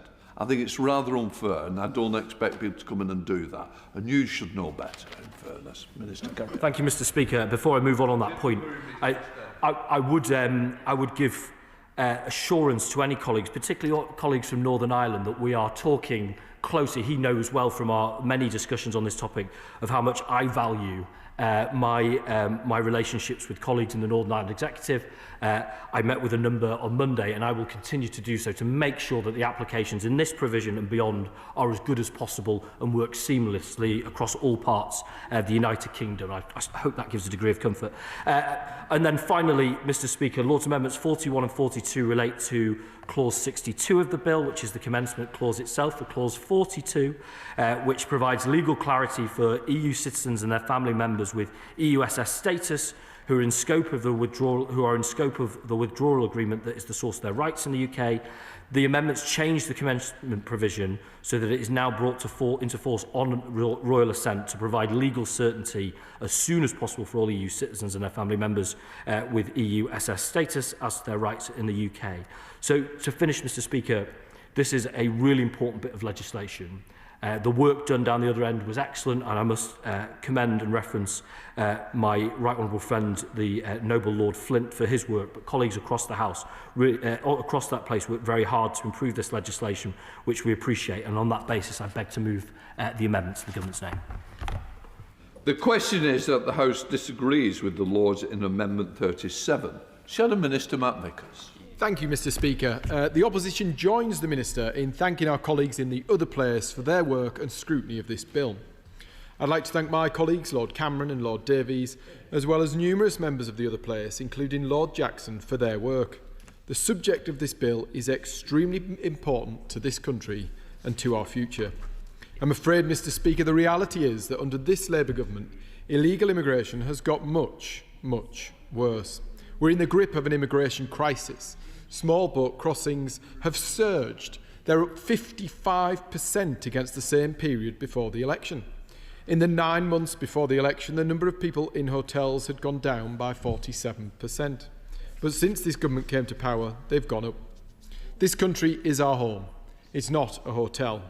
We need stronger borders to make sure that those who come to our country share our values, contribute to society, and are not simply a drain on the resources that taxpayers fund. This bill removes powers that allow us to detain and deport people who arrive here illegally. It removes powers that allow us to mandate scientific age tests on those who arrive here illegally, claiming to be children. It allows people who break into our country illegally to become British citizens. Those who break into our country should not be allowed to stay. This week, the Home Secretary announced a new plan which she says will tackle the immigration crisis. Lord's Amendment 37 proposes to make transparent one of the key parts of the high immigration that the government says it wants to reduce. Transparency matters for public trust and accountability. Opposition to this amendment is completely at odds with the rhetoric and the action the Home Secretary promised us earlier this week. Once again, the ambition of this bill has been nowhere near as radical as needed to stop these dangerous crossings in their tracks. The government should be using every tool available to control immigration and make our country safer. I appreciate that there are members in this House who question why this amendment is necessary. As my noble friend Lord Jackson said in the other place, when he had sought to obtain information from the government on the number of foreign students who had their visas revoked and had been deported because of criminal activity, he faced a series of non-answers from the department.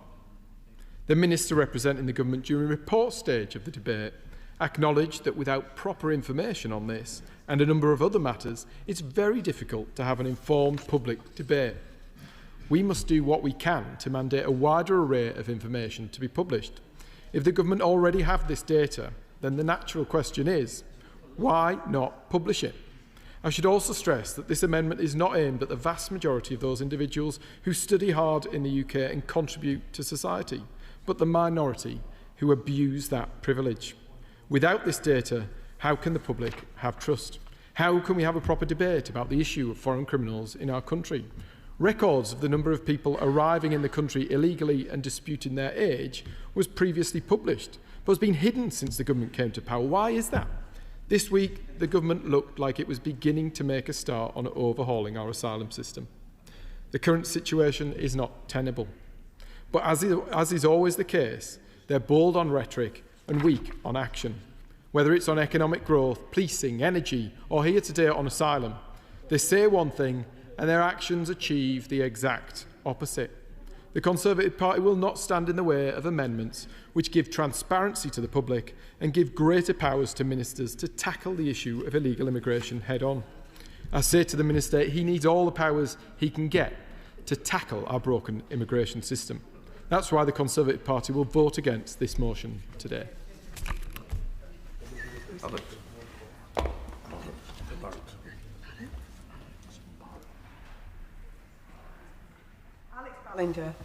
Thank you, Madam Deputy Speaker, and I want to thank the Home Office Minister for his comments earlier on. When I speak to voters in Halesowen, in Cradley Heath and in Quarry Bank, the message they have for me is clear. That they are very concerned about illegal immigration and they do want the Labour Party to secure our borders. And of course this was in our manifesto commitment because there is nothing progressive about allowing smuggling gangs to take people across Europe and to see children drowning in the Channel. So I welcome this bill and I welcome the Home Secretary's tough measures that she announced on Monday. But I did want to talk in particular to the Lord's Amendments 7 and 9 and 12 to 15 that we're talking about today. These are mostly about criminalising the advertising and marketing of illegal migration actions that happen online and often conducted by smuggling gangs. And of course there are lots of reasons why people will be fleeing countries, seeking refuge in other countries. It might be conflict, it might be persecution, it might be peace. Yes, please. Speaker, first of all, can I thank the Honourable Gentleman for what he's saying. I do welcome the thrust of what government's trying to do, what the Minister is saying. What we do have to ensure there's a bit of muscle behind the legislation, which is called, I think that's what the Minister is referring to. I think that's what the Honourable Gentleman is referring to as well. Lord Weir of the other place, my colleague, was very clear from our point of view in the legislation we're putting forward, that point of view. But does he share my concern? I think the Honourable Gentleman does. Those who flee persecution, those across the world that flee because of their human rights and their persecution that they face and have nowhere to go. They can never go back to that country again. I know some of those ones in Newton Ours in my constituency in Strangford. I came maybe 8 years ago. The 6 Syrian families are still there. They're established in the community. And does he share my concern that those who flee persecution must be protected within this legislation? Thank you. No, he doesn't. I thank him for his intervention. And yes, of course. We are a compassionate country. We are a place of refuge for many people that are fleeing persecution and other issues. And I think everything that the government has announced this week, and indeed in the bill that we're talking about today, allows us to be compassionate, but allows us to be tough on those smuggling gangs that are trying to take people into this country on very dangerous journeys, on routes that are in no way compassionate at all. I was talking about some of the things that people are fleeing from conflict, fleeing from poverty, and I've spoken in other debates about how it's important for the Foreign Office to invest in conflict resolution, to invest in conflict prevention, to work to mitigate many of the challenges that people are fleeing from. But that does not excuse the smuggling gangs that are operating for profit, does not excuse these organisations that are marketing these dangerous journeys, often on Facebook, on Instagram, on WhatsApp or Telegram, to sell a service which essentially smuggles people not just to safety, but smuggles them across continents on very dangerous journeys. And I was very pleased to see Amendment 8, which does talk about cracking down on the online marketing and the online advertising of these smuggling gangs. So I'm very pleased to see that we have some tough new criminal measures that we can use against them. And I do understand the need for that liability to not be placed on the platform providers, but I would be interested if the Minister could say a little bit about how we're going to work with those platforms if we do see illegal crimes being advertised, smuggling gangs advertising routes, selling illegal work opportunities and the like, to ensure that this legislation is effective. I did also want to talk to Amendments 12 and 13, which are about ensuring that we crack down on these things that don't just happen in the UK, of course.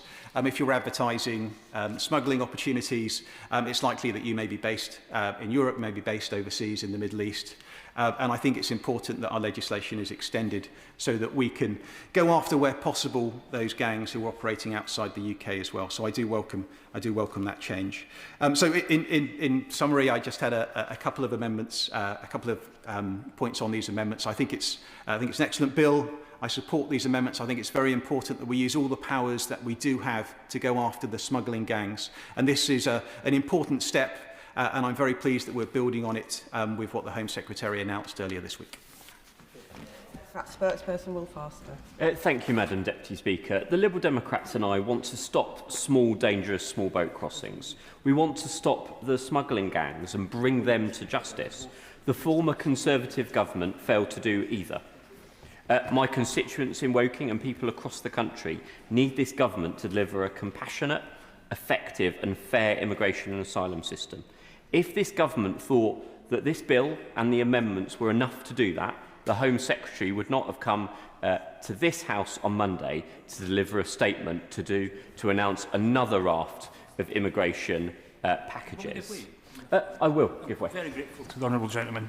He, like myself and several others in the chamber, spent hours and hours in committee considering these very measures, only for this week the Home Secretary to come along and trumpet with even more harsher measures. Does he feel like me, that we almost were wasting our time considering things which are only going to be superseded by the Home Secretary?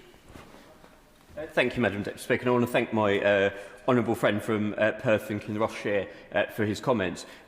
He and I and others worked really hard on the Bill Committee, proposing humanitarian visa amendments, trying to lift the ban on asylum seekers working, both of which would have made things better for taxpayers here and vulnerable refugees as well. And sadly, we were not listened to then, and we will continue.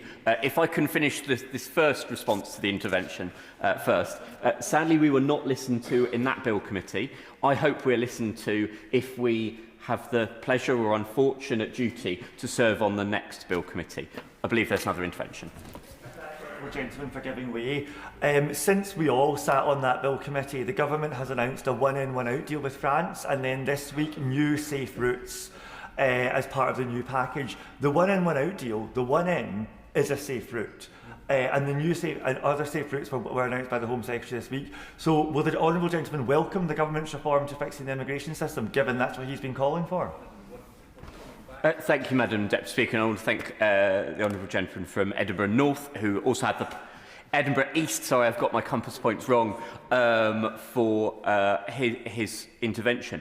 I'm pleased the Home Secretary and his government are finally listening to what myself and others have said for years, that safe and legal routes are really important. However, the one-in, one-out deal that has been announced with France isn't delivering what the government wanted to do.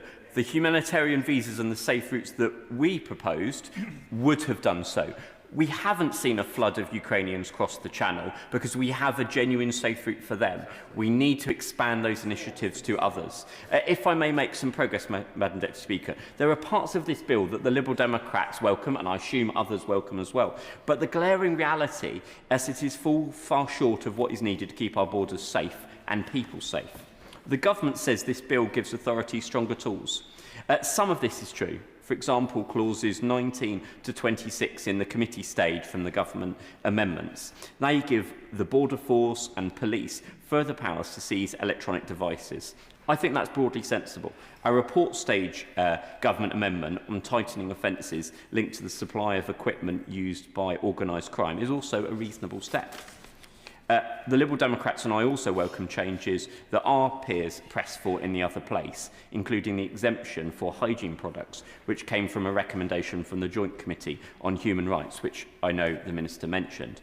I am grateful for the government for listening in this instance to my colleagues' suggestions on that. The government was defeated in the other place on an amendment that required data collection on overseas students who had visas revoked due to criminal offences. The Conservative amendment doesn't help tackle organised crime or improve border security.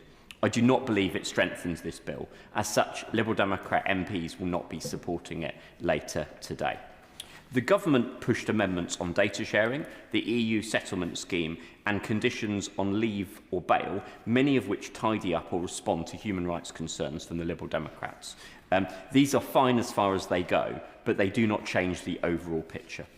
In summary, Madam Deputy Speaker, if the government truly wants to stop small boat crossings, it must work more closely with our European partners.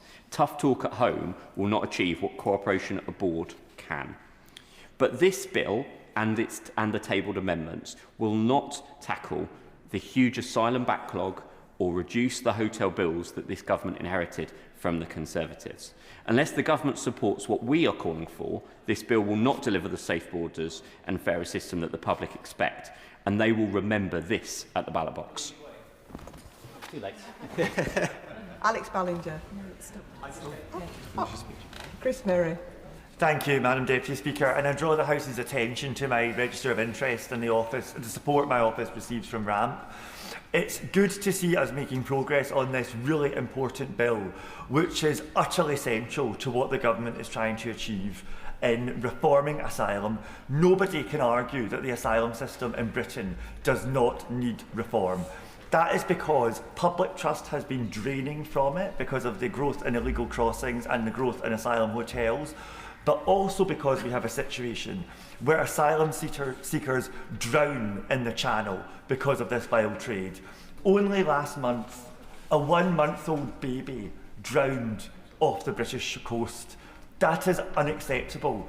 And if that amount of children, 14 died last year, if that amount of children were dying in any other circumstances, people would be calling on the government to go hell for leather, do everything it takes to tackle it. We must do the same when these children are asylum seekers. I want to raise a couple of points in relation to amendments, specifically the government amendment number 8, which I strongly welcome. The thing about asylum crossings in the Channel is they are driven by two factors. One is supply, one is demand. Demand is the causes of asylum: war, climate change, conflict, repression. The other side of it is supply, small boats, gangs who will facilitate the crossing, the ability to get over the Channel, the networks upstream funneling them to Calais. And a big part of that is the social media enterprise. Over 10 years ago, I was the Justice and Home Affairs Attaché in Paris, working on channel crossings.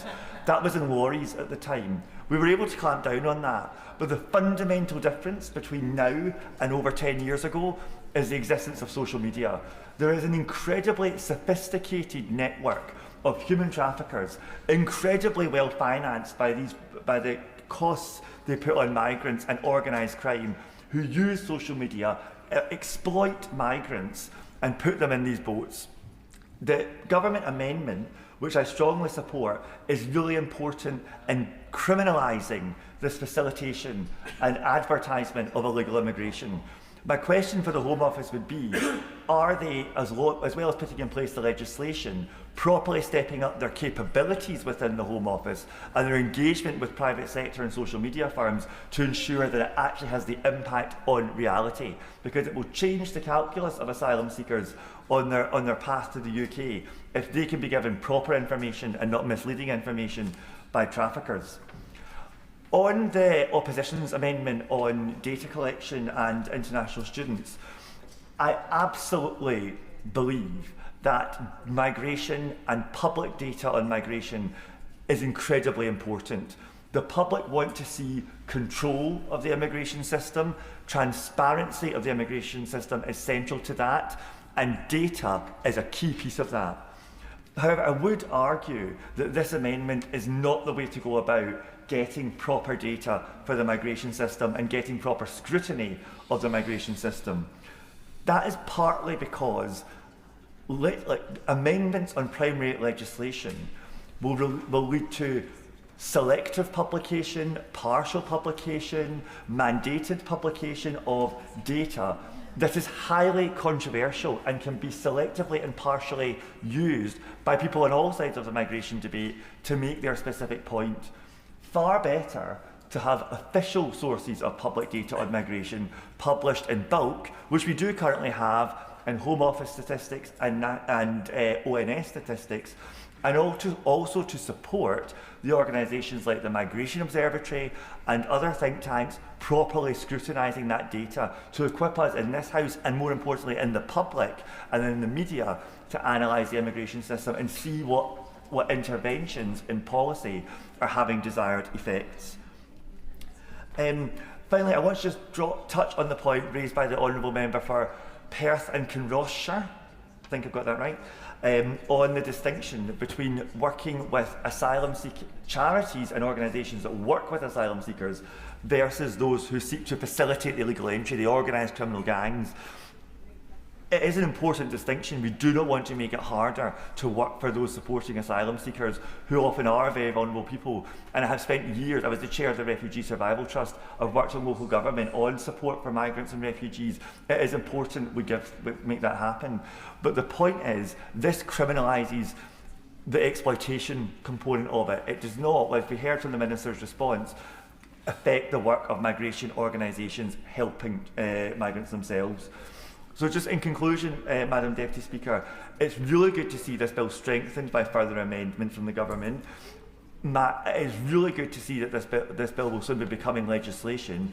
We need to get it on the statute book as soon as possible, and we need to see the Home Office operationalising the measures within it so we can actually start tackling this vile trade in human beings. Yeah. Minister to wind up. Thank you, Madam Deputy Speaker. With the leave of the House, I'm grateful to all the honourable members for their contributions and to those who've touched this legislation at all its previous stages. I just want to address some of the points that have been made today. My honourable friend, the member for Halesowen, made some important points around online advertising and the responsibilities falling not here on the providers, but rather those who are sending those messages or putting those advertisements out. And we think that is the current gap in provisions that we need to fill. But providers have a really important responsibility too. There are, of course, provisions of the Online Safety Act that relate to that work. But I want to assure him and my honourable friend from Edinburgh East and Musselburgh referenced this as well, that we talk to providers and will continue to engage with them to make sure that their platforms are not being used for what is the ultimate trade in human misery. I share totally his points about conflict resolution. It's very much Britain's place in the world to, we talk about upstream working, that's the ultimate upstream working, as British Aid does as well with regards to tackling with famine, ensuring tackling disease and education, particularly for women and girls, which we know can be transformative around the world. And again, I totally agree with the point that he mentions about our work overseas, which was always also talked about by the Lib Dem spokesperson as well. That work is crucial. That international cooperation is crucial. And I want to assure colleagues that that is something that we're doing day in, day out. As I always say, we had the pleasure of hosting the Berlin process in recent weeks. And as I said to all of my counterparts, as they also agreed, we are dealing with these shared challenges. The organised immigration crime networks that we're talking about today and addressed in this legislation are by their definition sophisticated and global, and we're engaging with them in different ways. So we have to make sure that that's as good a coordinated approach as possible.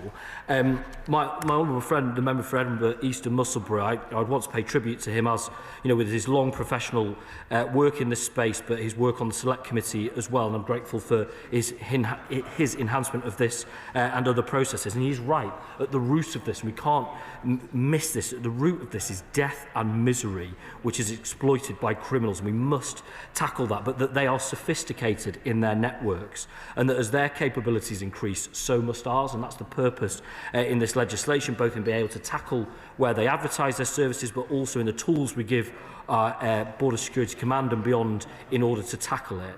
And I share totally his point on the value of data in its collective rather than any one strand. And I'll just address that in my formal response to the opposition spokesperson. I mean, the Lib Dem spokesperson, I mean, I thought it was slightly unfair, which is not in the honourable gentleman's nature. I thought it was slightly unfair in his characterisation of Monday. Because the reality is, everything we talked about on Monday builds on what we're putting in place in this legislation. It's all, you know, entirely part of the same approach to tackling organised crime, as my honourable friend, to tackling both supply and demand challenges in this area. And he'll see that. And I know he does. I absolutely know that he thinks that the work on safe routes that we announced is really important. And I know he and his colleagues are going to want to take part in that process. And of course, they will have their opportunity to do that. Which turns me to the opposition spokesperson, and he has a terribly difficult job.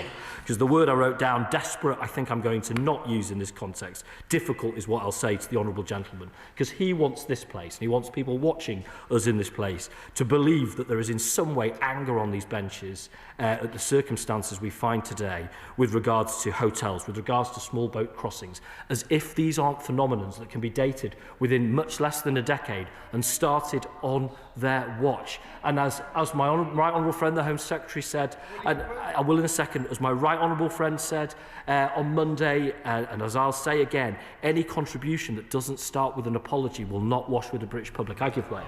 Is he aware that before the election, in the 9 months up to the election, the number of people in hotels have been reduced by 47%. It's now gone up. The number of people arriving in this country has gone up by 55%, while the number arriving in small boats and being removed has gone down.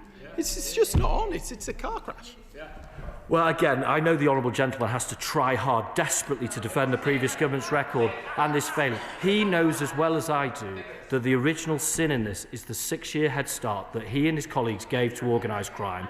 And he now, of course, will chirp from the touchlines as we break that cycle. But we're getting on with the job, and they, of course, will talk about. But the thing I think I was saddest about, well, now, let's talk about the removal of the deterrent, because it's not quite in the subject to the amendments, and indeed not from the other place. But he talks, as his colleagues did the other day, about Rwanda. And I would just gently say, from the day that Rwanda was signed to the day it was scrapped, 84,000 people crossed the channel. So the idea that it in some way was a deterrent, I'm afraid, is for the birds. And until and unless, I will in a second, until and unless colleagues on the opposition front bench enter the real world, they are going to struggle for capability. But I give way. Those people who've arrived illegally in this country were going to Rwanda. Where are they now? The honourable gentleman will know. The honourable gentleman will know that in the 16 months in office for this government, we've removed 50,000 people who have no right to be. He really is, he can ask the questions, but he can't give the answers as well. I'm afraid I won't give way again. I'm going to finish my point. Our record in office is a 23% increase on what they managed to do with regards to removing people with no right to be here. Now, but But Madam Deputy Speaker, we heard on Monday something very interesting from the Leader of the Opposition. And she committed the cooperation of the opposition front bench in what she said was such an important and shared endeavour. And we have an opportunity to test that today. Because the Honourable Gentleman heard what I said in opening. He heard what I said about the belief I have, as he said in his contribution, in transparency in this area and in building public confidence through transparency in statistics.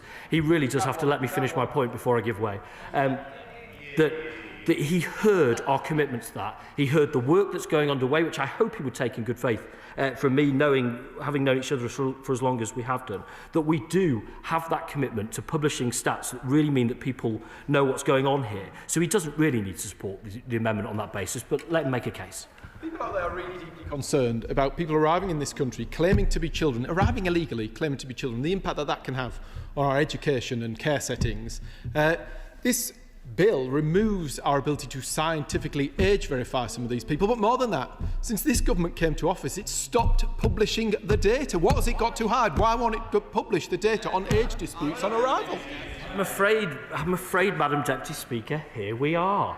Panto season starting early, because the Honourable Gentleman, heard me say, I'm not sure whether the Honourable Member for Broadland heard me say it, but the Honourable Gentleman certainly did, is we want to bring forward a whole set of data on this that helps people the picture of what's going on. I have made that commitment from this dispatch box, and that is what we'll do. It is sad, and I won't give way, the Honourable Gentleman has more than had the opportunity to make his case. So I am sad to say, we have said that that's what we'll do, and that is what we'll do, and on that basis there really is no need for this amendment, but as I say, we will test the cooperation. Will it last even 48 hours? I suspect from the Honourable Gentleman's demeanour, perhaps not. But in conclusion, Madam Deputy Speaker, it's so important that this legislation reaches the statute book quickly. The need for these powers is urgent. We are down to one point of disagreement with the other place. I will in a second. This bill is central to the government's actions to strengthen border security. It includes new transformative measures on delivering on our manifesto commitment to identify, to intercept, to disrupt, to prevent serious and organised crime through new criminal offences, through expanded data sharing capabilities and improved intelligence. It will disrupt organised crime groups' business models and reduce unlawful migration to the UK. I'll give way. The Honourable Member, the Minister, for giving way. Does the Minister accept, despite his opening remarks and his words about Northern Ireland, that the reality and the understanding of people in Northern Ireland is very different, given that we are subject to EU law in this space? People in Northern Ireland, this is a very real issue for them. They want zero tolerance for illegal entry. They want fast removal of those who are blocking up our public service. We're already stretched to capacity. So will he go further and have this UK Parliament legislate sovereignly for Northern Ireland and protect our borders in Northern Ireland? Very grateful for the Honourable Lady's question.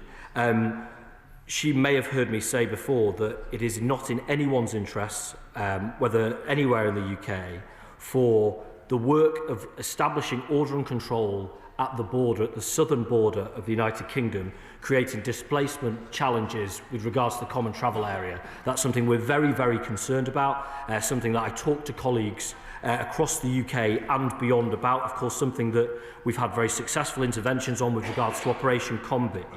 On her second question with regards to future legislation, she will have heard what the Home Secretary had to say the other day. There will be plenty of opportunities within that to have those conversations, but our resolution is to make sure that we've got a system that establishes order and control, and that is what this legislation is in service of, and that is what the work that was set out on Monday was set in service of. I'll happily give way. I thank the Minister for giving way. Could he talk more about the data that we already have and how we're tracking the number of refugees more properly already, so that the Amendment 37 is not appropriate? As I said in my opening, it is right that we take our time to develop the right package of data so we can publish it, so that the Honourable Member for Hamble Valley and I can sit down and discuss it in its great details. And as always, the Honourable Member for Hamble Valley wants it now, but as I suspect he is learning, opposition does not always work on a now timeline, but they may well have some time to find that out. I'll very happily give way on that point. Thank you, Madam Deputy Speaker. Does the Minister agree with me that actually we have a very strong ecosystem of data on migration in this country? So, for example, the Home Office publishes enormous amounts of data every year, every quarter actually. We have the ONS that does a lot of data.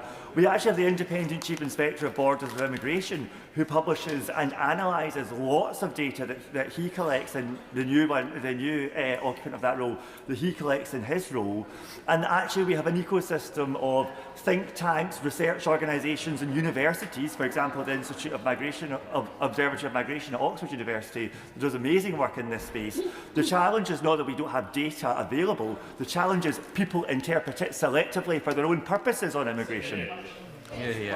Always the challenge, because we live in a world of mis and of disinformation. I'm sad to say occasionally bad faith. However, my antidote to that is the same as the Honourable Gentleman's, which is that better transparency is the best way to see our way through that. He is exactly right that we do already publish a vast amount, including on visas, returns and detention.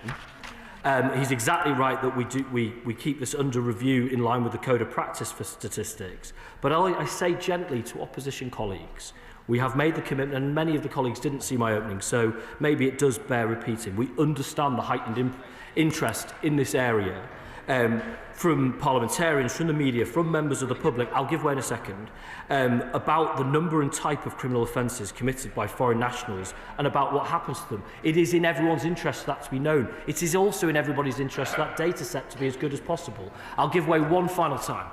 People out there are really concerned about 30-year-olds trying to get into classrooms with 13-year-olds. They want to know how often it's being tried. Why has the Home Office, this government, stopped publishing the data around age verification?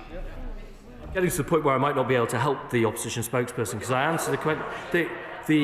We share the interest. It is in nobody's interest, as I say, for important information to not be available. We are preparing it as a whole data set. We're preparing it as a whole data set. I said it in opening. I said it in response to him at least once. I've said it again. I hear the question of when, and as soon as we can accurately do so, that is what we'll do so. So there is a danger, Madam Deputy Speaker, there is a danger that we are down to perhaps the narcissism of small differences on this bill. I don't really think that this is the Honourable Gentleman's principal objection, but I know that he has committed from the opposition front bench, as the Leader of the Opposition did, their cooperation in making sure we tackle the pernicious crime of organised immigration crime and to make sure we have order and control at our business, at our borders. So on that basis, I beg to move and I look forward to their cooperation. The question is that this House disagrees with the Lords in their Amendment 37. As many as are of that opinion say aye. Aye. Of the contrary, no. No! Division, clear the lobby.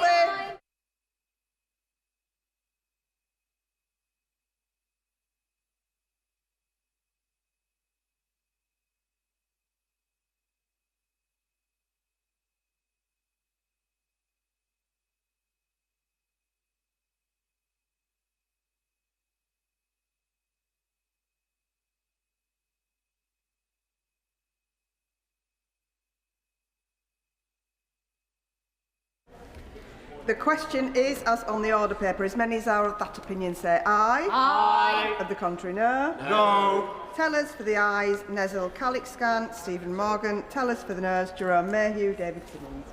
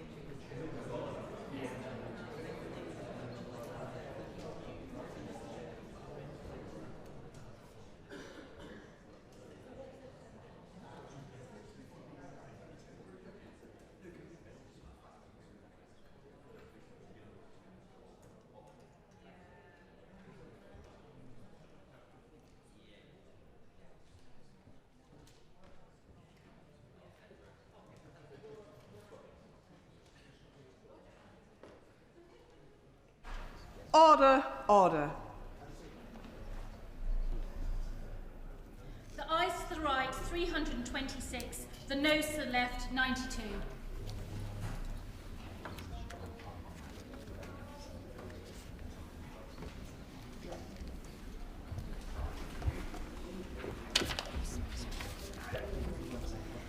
The ayes to the right were 326. The noes to the left were 92. So the ayes have it. The ayes have it. Unlock.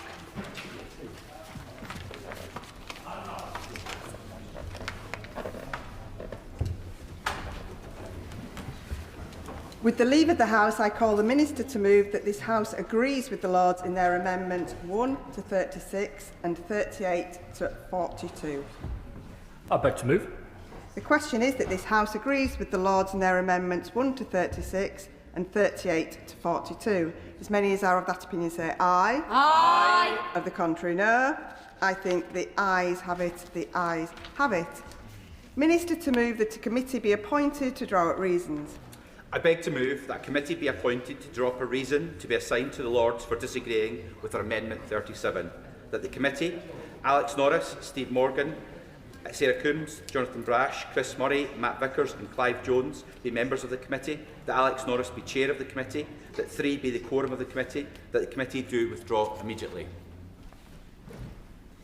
The question is that a committee be appointed to draw out reasons to be assigned to the Lords for disagreeing to their Amendment 37, that Alex Norris, Stephen Morgan, Sarah Coombs, Jonathan Brash, Chris Murray, Matt Vickers and Clive Jones be members of the committee, that Alex Norris be chair of the committee, that 3 be the quorum of the committee, that the committee do withdraw immediately. As many as are of that opinion say aye. Aye. Of the contrary, no. I think the ayes have it. The ayes have it. That concludes consideration of Lord's amendments to the Border Security, Asylum and Immigration Bill.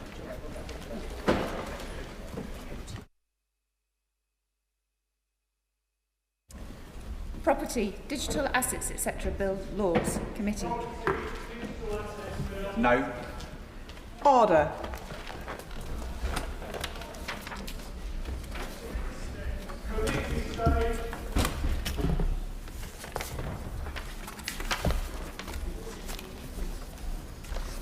Order. Property, Digital Assets, etc. Bill, Lords. Debate will take place on the question that Clause 2 that Clause 1 stand part, together with the question that Clause 2 stand part. I remind members that in committee, members should not address the Chair as Deputy Speaker. Please use our names when addressing the Chair. Madam Chair, Chair or Madam Chairman are also acceptable. The question is that Clause 1 stand part of the bill. Minister. It is a pleasure to serve with you or under you, Madam Chair. I'm pleased to open this discussion on the clauses of a focused but important bill designed to drive innovation, enhance legal certainty and strengthen our standing in the global digital economy. Let me first turn to Clause 1, an unassuming clause on the page, but one with important implications for the future of our legal system and our economy. Clause 1 is the engine room of this bill. It provides a clear and powerful statement that a thing, including something digital or electronic, can be recognised as personal property, even if it doesn't fall within either of the categories that our legal system has traditionally recognised. For centuries, the law has drawn a simple line. Personal property was either a thing in possession, that being a physical object like a car or a watch, or a thing in action, something that exists because the law says it does and is enforced through legal action like a debt or contractual right. But the world has changed. Technology has leapt forward and our law must keep pace. Today we have assets like crypto tokens. They're not a physical object, yet their existence is not reliant on the law. They do not fit comfortably into either of the traditional categories. Our courts have begun to acknowledge that such assets can and should be the subject of property rights. But without clear, binding legal foundation, uncertainty remains. Uncertainty that could stifle innovation, deter investment, and push the digital economy elsewhere. This government will not allow that to happen. Driving sustainable growth is a top priority of this government, and that means giving businesses and investors the certainty they need to thrive. With this single clause, we are removing doubt and sending a clear message that we are open for business in the digital age.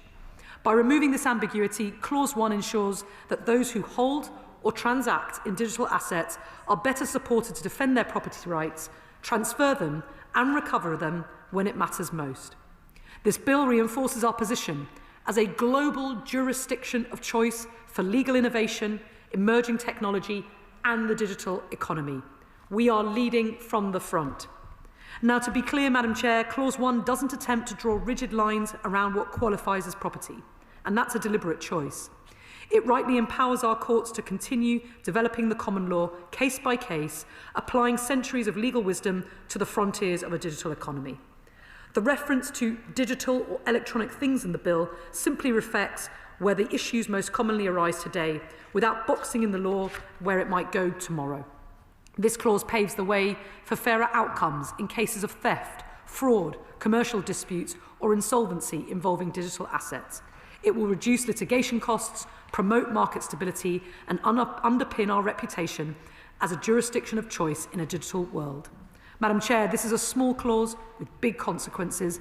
It's a bold, forward-looking step that reaffirms our commitment to legal certainty, technological progress and global leadership. Turning to Clause 2 of the bill. Clause 2 of the bill sets out the title, territorial extent and commencement date. Once granted royal assent, this legislation will become the Property, Digital Assets, etc. Act 2025. That title, Digital Assets, etc., is no accident. It's been carefully chosen to capture the technologies of today, like crypto tokens, while keeping open the door to future innovations. This is a law built not just for now, but for what may come next. The Act will extend to England and Wales and Northern Ireland. This will minimise legal discrepancies across jurisdictions and help ensure that the benefits, such as legal clarity, investor confidence and streamlined dispute resolution, are more widely felt across these jurisdictions. I would like to draw the House's attention to the fact that the bill does not extend to Scotland, owing to differences in property law. However, the Scottish Government introduced their own Digital Assets Bill on the 30th of September, which confirms that certain kinds of digital asset can be objects of property under Scots private law. And importantly, the Act comes into force the moment it receives royal assent. No delays, no retrospective effect, because this bill doesn't create new burdens. It confirms and clarifies the law as it has been developing under common law. As a result, there will be immediate certainty, minimal disruption, and a strong foundation for our digital economy. I beg to move. Shadow Minister Dr. Kieran Mullen.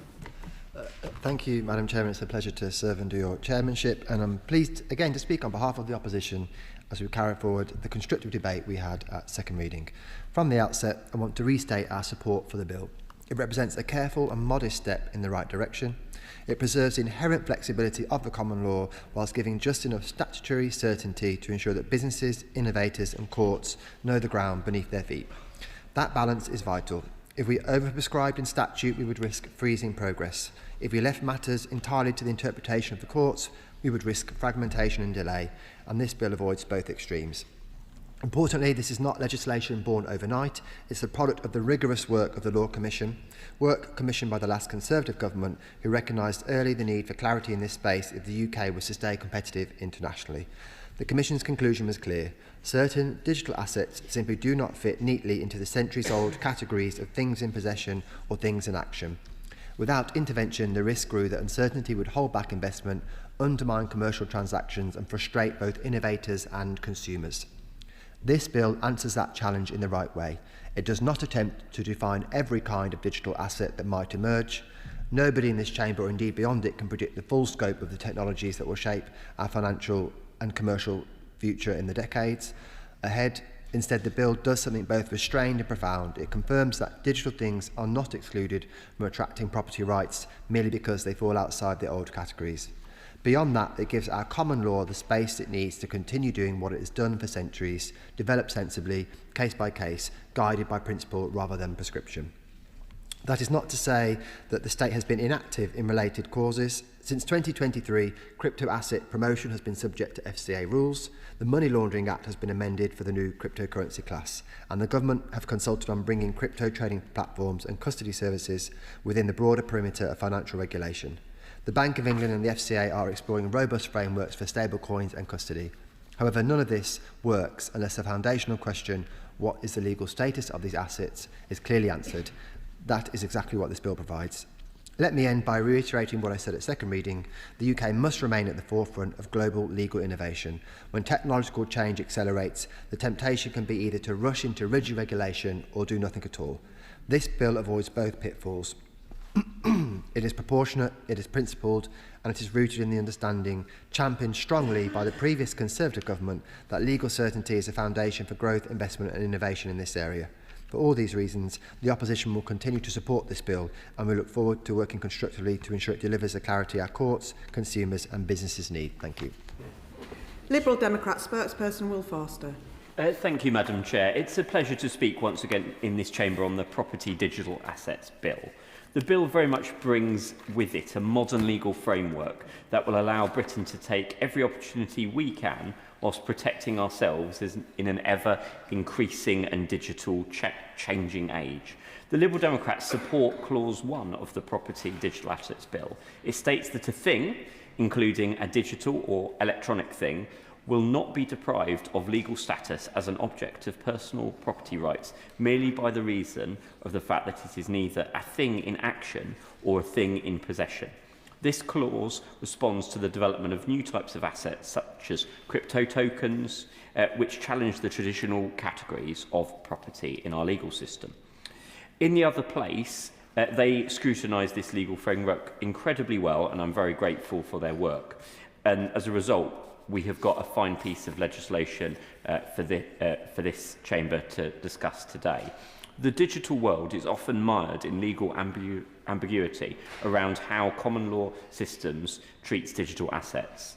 At current, the law recognises primarily two types of personal property, things in possession and things in action.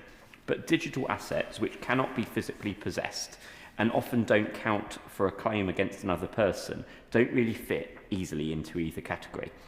The need for clarity is imperative. We could risk undermining individual rights and weakening legal solutions in cases involving crypto assets, NFTs or other digital holdings. The bill goes very far in ensuring that digital things are not denied property status simply because they don't fall into the normal categories. Because of this, we are supportive of Clause 2 of the bill as well, as it requires the Secretary of State to publish codes of practice on attributing digital things that confer personal property rights. This clause aims to provide guidance to the courts on how to assess whether a digital asset is the object of personal property rights. Madam Chair, the Liberal Democrats welcomes the government's decision to accept the Law Commission's recommendations. Figures from the Financial Conduct Authority indicate that nearly 12% of UK adults now hold crypto assets, something that I know as the MP for Woking that is raised with me as casework when things go wrong. And that figure of how many of our constituents hold digital assets has nearly doubled since 2021. And yet victims of fraud, those seeking restitution in insolvency, or simply those wishing to assert ownership, often over what they rightly hold, have been operating in a murky legal landscape. This bill leaves room for common law to develop in that sphere of property. This will help the law reflect the evolving nature of technology, but it must be monitored over time to ensure that regulation ultimately aligns with the need to protect individual rights and support our economy. We know digital assets can also present risks, particularly fraud, volatility and abuse. But we can't ignore them, we have to face them head on. Madam Deputy Chair, we need a modern legal framework that bolsters confidence in our economy and uses the digital assets that we do have to support the rule of law. I think this bill is clear. It's well written and makes doubly sure that the UK law remains relevant in the digital world. It's supported by the Law Society, legal practitioners and the Liberal Democrats. I urge colleagues from all sides of the House to support its passage. Thank you. Minister to wind up. With the leave of the House, I'd like to just give my sincere thanks to the honourable members for Bexhill and Battle and for Woking on both sides of the House. It has been a pleasure to discuss the clauses of the bill in more detail and good to see a constructive consensus about a piece of legislation where I think we all agree this brings legal certainty, it keeps pace with legal innovation, it's proportionate, but it also meets the moment with that growth in cryptocurrency and other related industries. So in conclusion, I can be very short. That's my responses to the points that have been raised. And I do want to thank all those who have contributed to this important debate. The question is that Clause 1 stand part of the bill. As many as are of that opinion say aye. Aye. Of the contrary, no. I think the ayes have it. The ayes have it. The question is that Clause 2 stand part of the bill. As many as are of that opinion say aye. Aye. Of the contrary, no. I think the ayes have it. The ayes have it. Order, order. The question is that I do report the bill to the House. The question is that I do report the bill to the House. As many as are of that opinion say aye. Aye. Of the contrary, no. I think the ayes have it. The ayes have it. Order, order.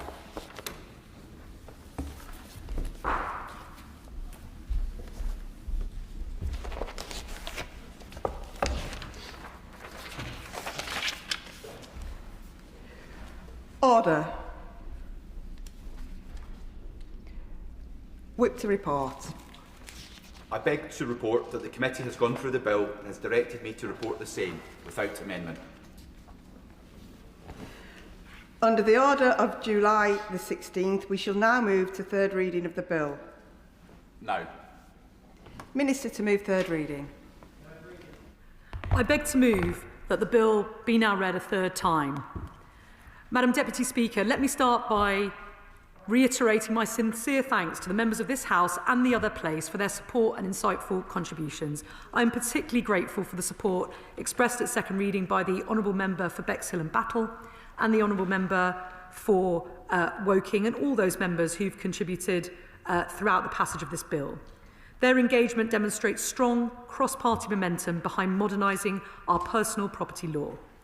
I also pay tribute to the former Special Public Bill Committee, which gathered expert evidence and was so ably led by Lord Anderson of Ipswich.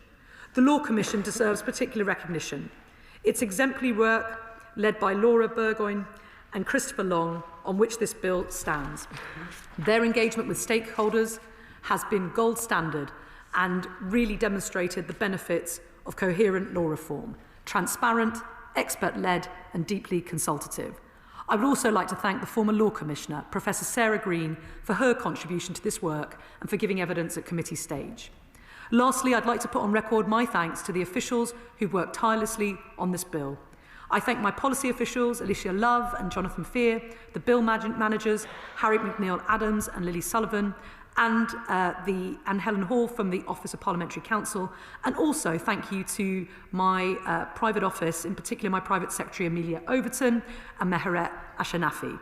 Madam Deputy Speaker, this is more than a bill.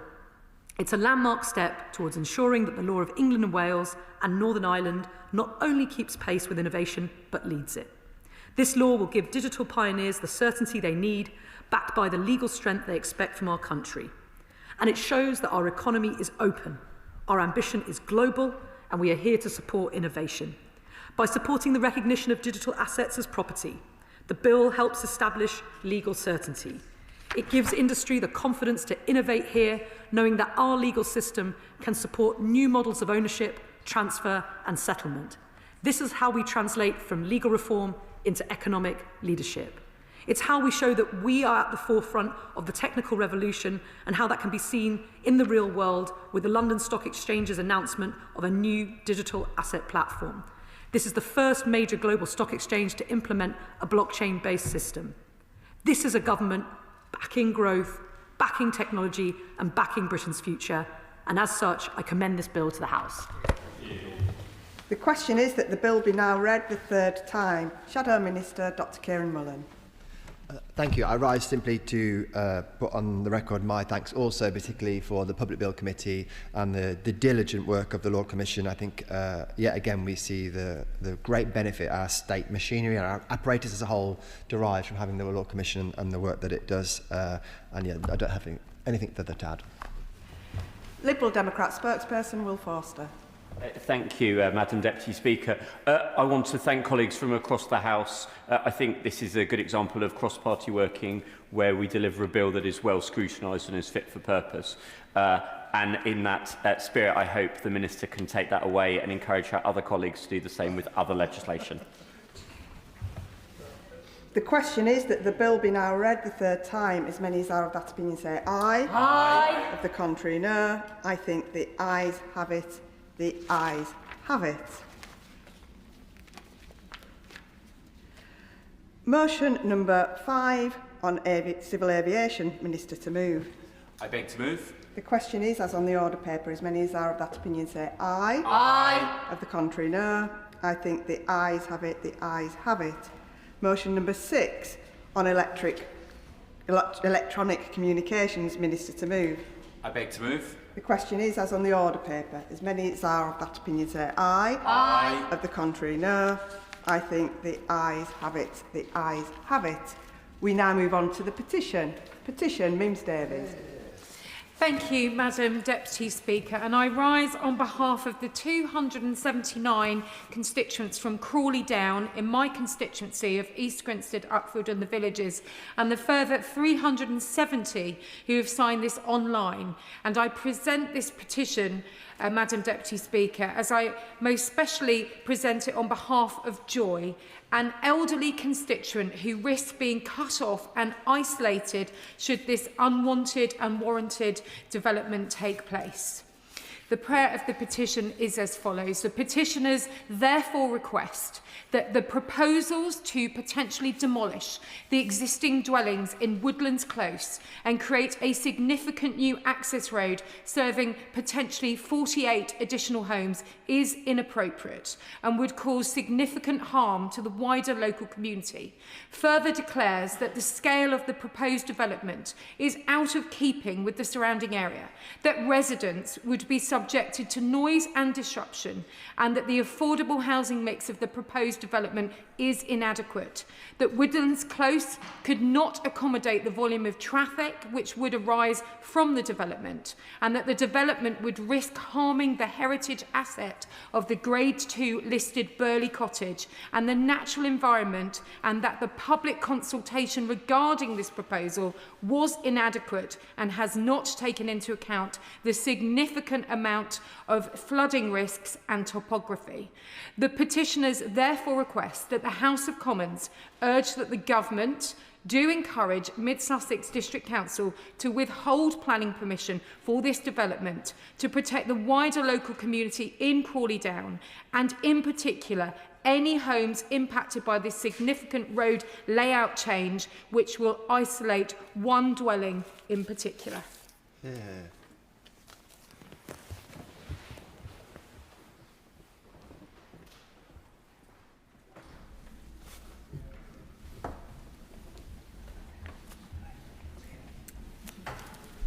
Petition proposed development and road layout changes in Crawley Down.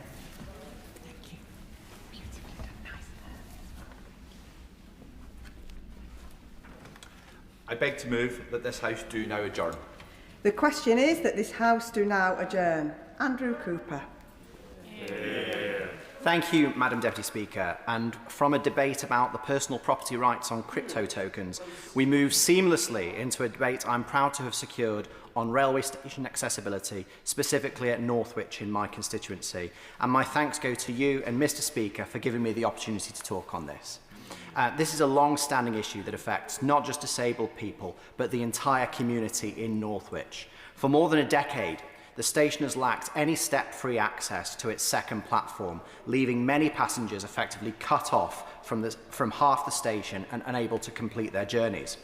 As we all know, rail travel is not just about getting from A to B, it's about connecting lives and communities. Our railways provide essential links for people who might otherwise face isolation and exclusion, offering vital access to employment, learning and healthcare, and keeping us connected to the people and communities that matter most. They are the backbone of opportunity and helping people participate fully in society. By doing this, railway services drive economic growth, strengthen social cohesion, and improve the health and well-being across the country. But these benefits only matter if everyone can use the network with confidence. And that means removing the obstacles that make rail travel challenging or impossible for some people. Accessibility is not an optional extra. It is fundamental to ensuring that our railways serve every passenger regardless of their needs. That is not the case at Northwich Station today. Since 2013, when the old Barrow crossing was removed, passengers have had no step-free access to the Chester-bound platform. If you cannot use stairs, you cannot get to it. On that point, of course.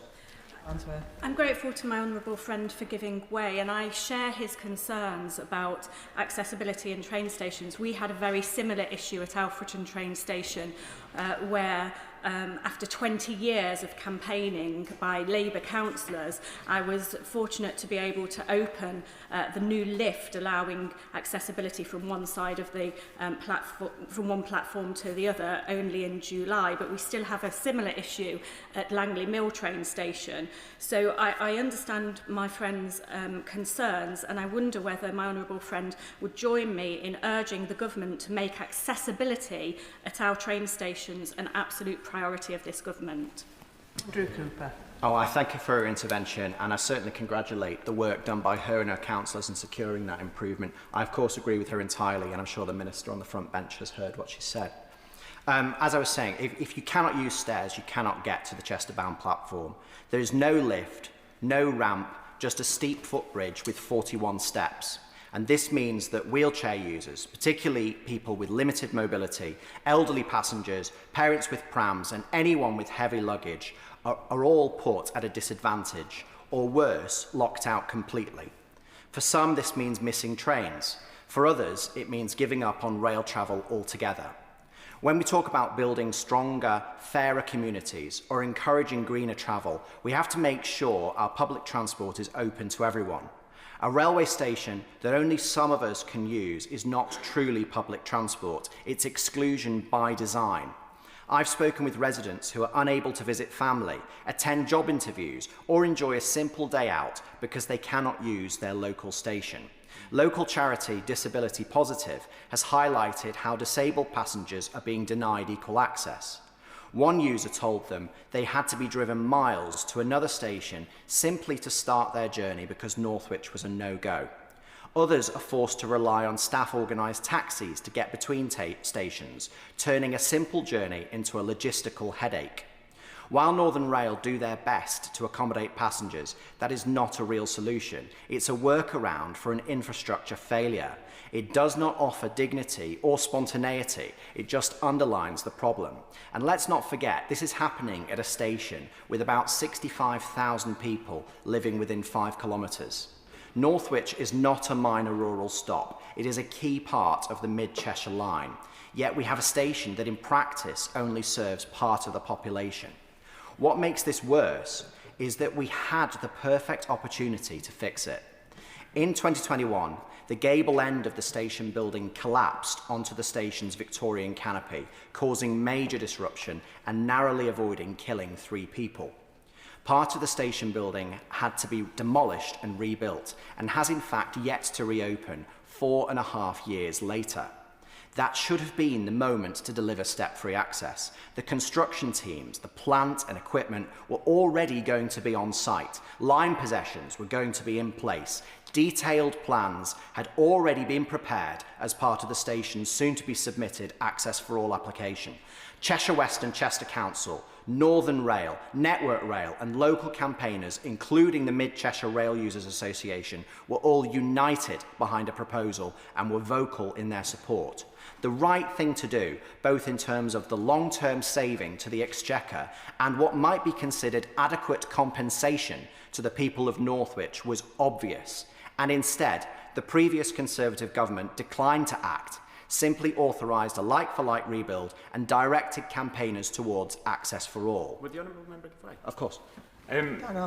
I'm grateful for my honourable friend for giving way, and he points to frustration that I feel in Weston-super-Mare, and lots of the campaigners in Weston-super-Mare feel, where we've seen missed opportunities over and over again to give people the basic dignity of access when it comes to travel. So I'm really pleased that we in Weston join the people of Northwich and Alfreton when we are getting that accessible travel. Would you agree with me that accessibility must be included by design right at the very start of any of these processes that we are looking at? I thank you for his intervention, and I absolutely would agree. I think if we're going to give people dignity, then we have to make sure that we're catering for everybody's needs. So the previous government declined to act, and so a funding application was submitted to the Department for Transport under the Access for All programme. And the previous Conservative government dithered for 3 years before then turning it down just before the general election. A once-in-a-generation chance to build access into the heart of the station was squandered. We put the walls back up and we left the barriers in place. This was not just a missed opportunity to install a lift. It was a missed chance to show that disabled people matter, that we are serious about inclusion, and that public transport is for everyone.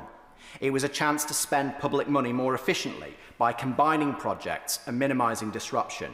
Instead, we let it slip through our fingers, and the result is that Northwich Station remains inaccessible for many people, a neglect made all the more galling by the £99 million underspend on Access for All in Network Rail's Control Period 6.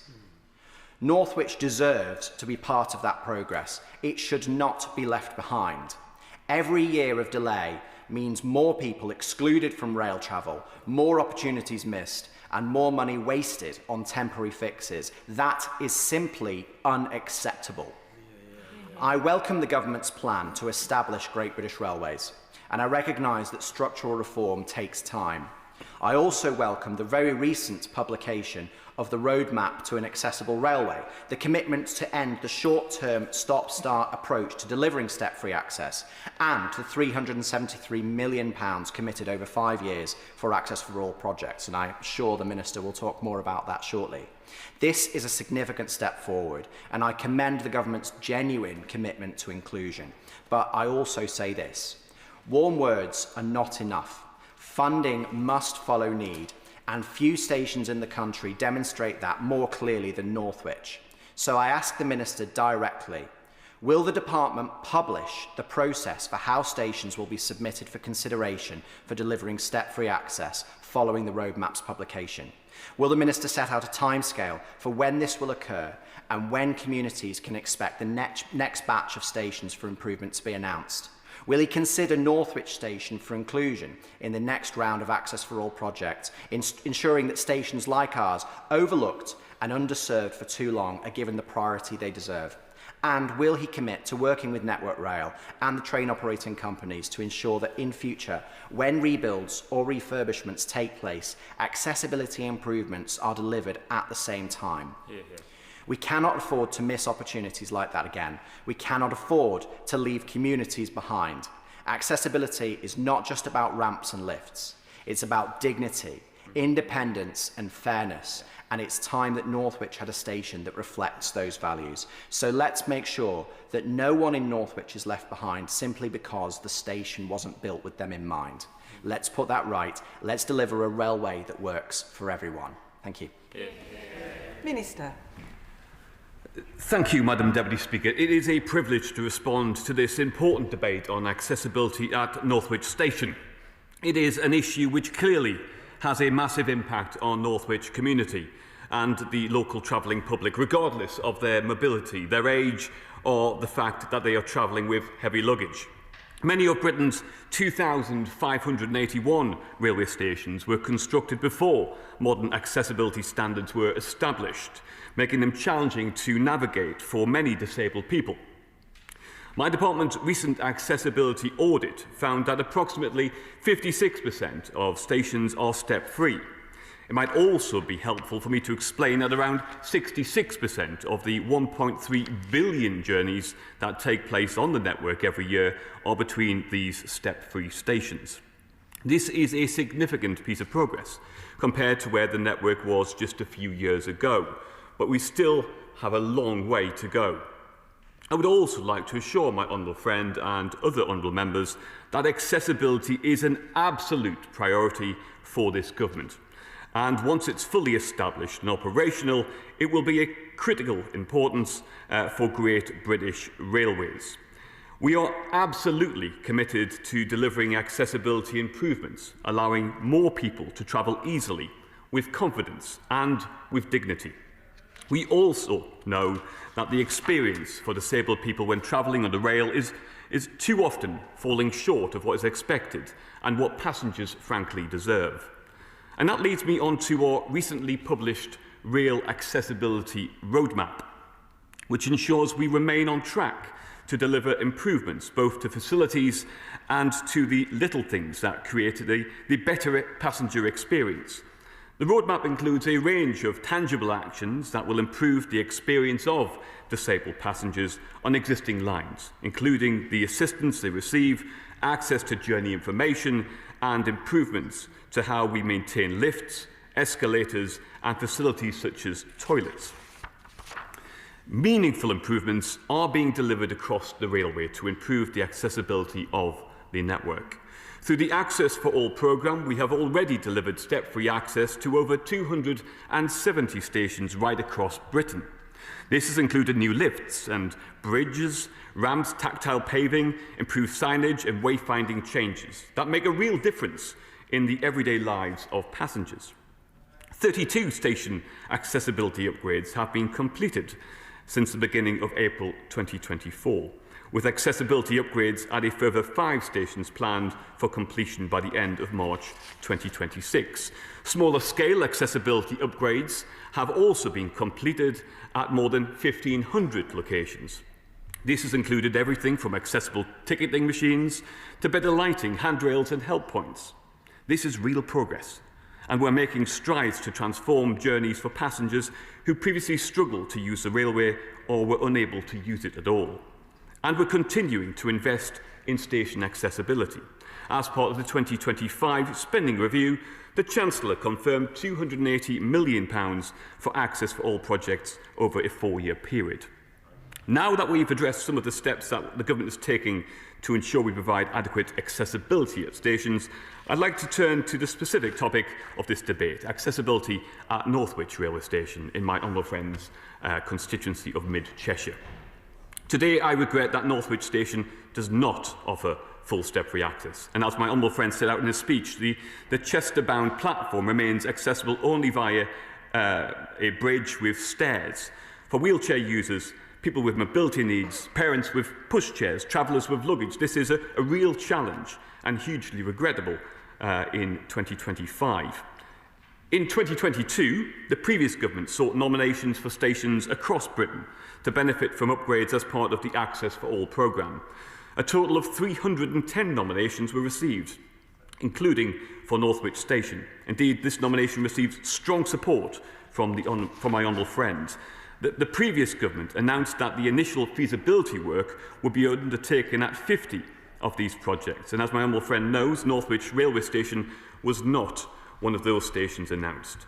Of course, it's not for me to comment on decisions made by the previous government, but I absolutely recognise his disappointment and frustration with that decision.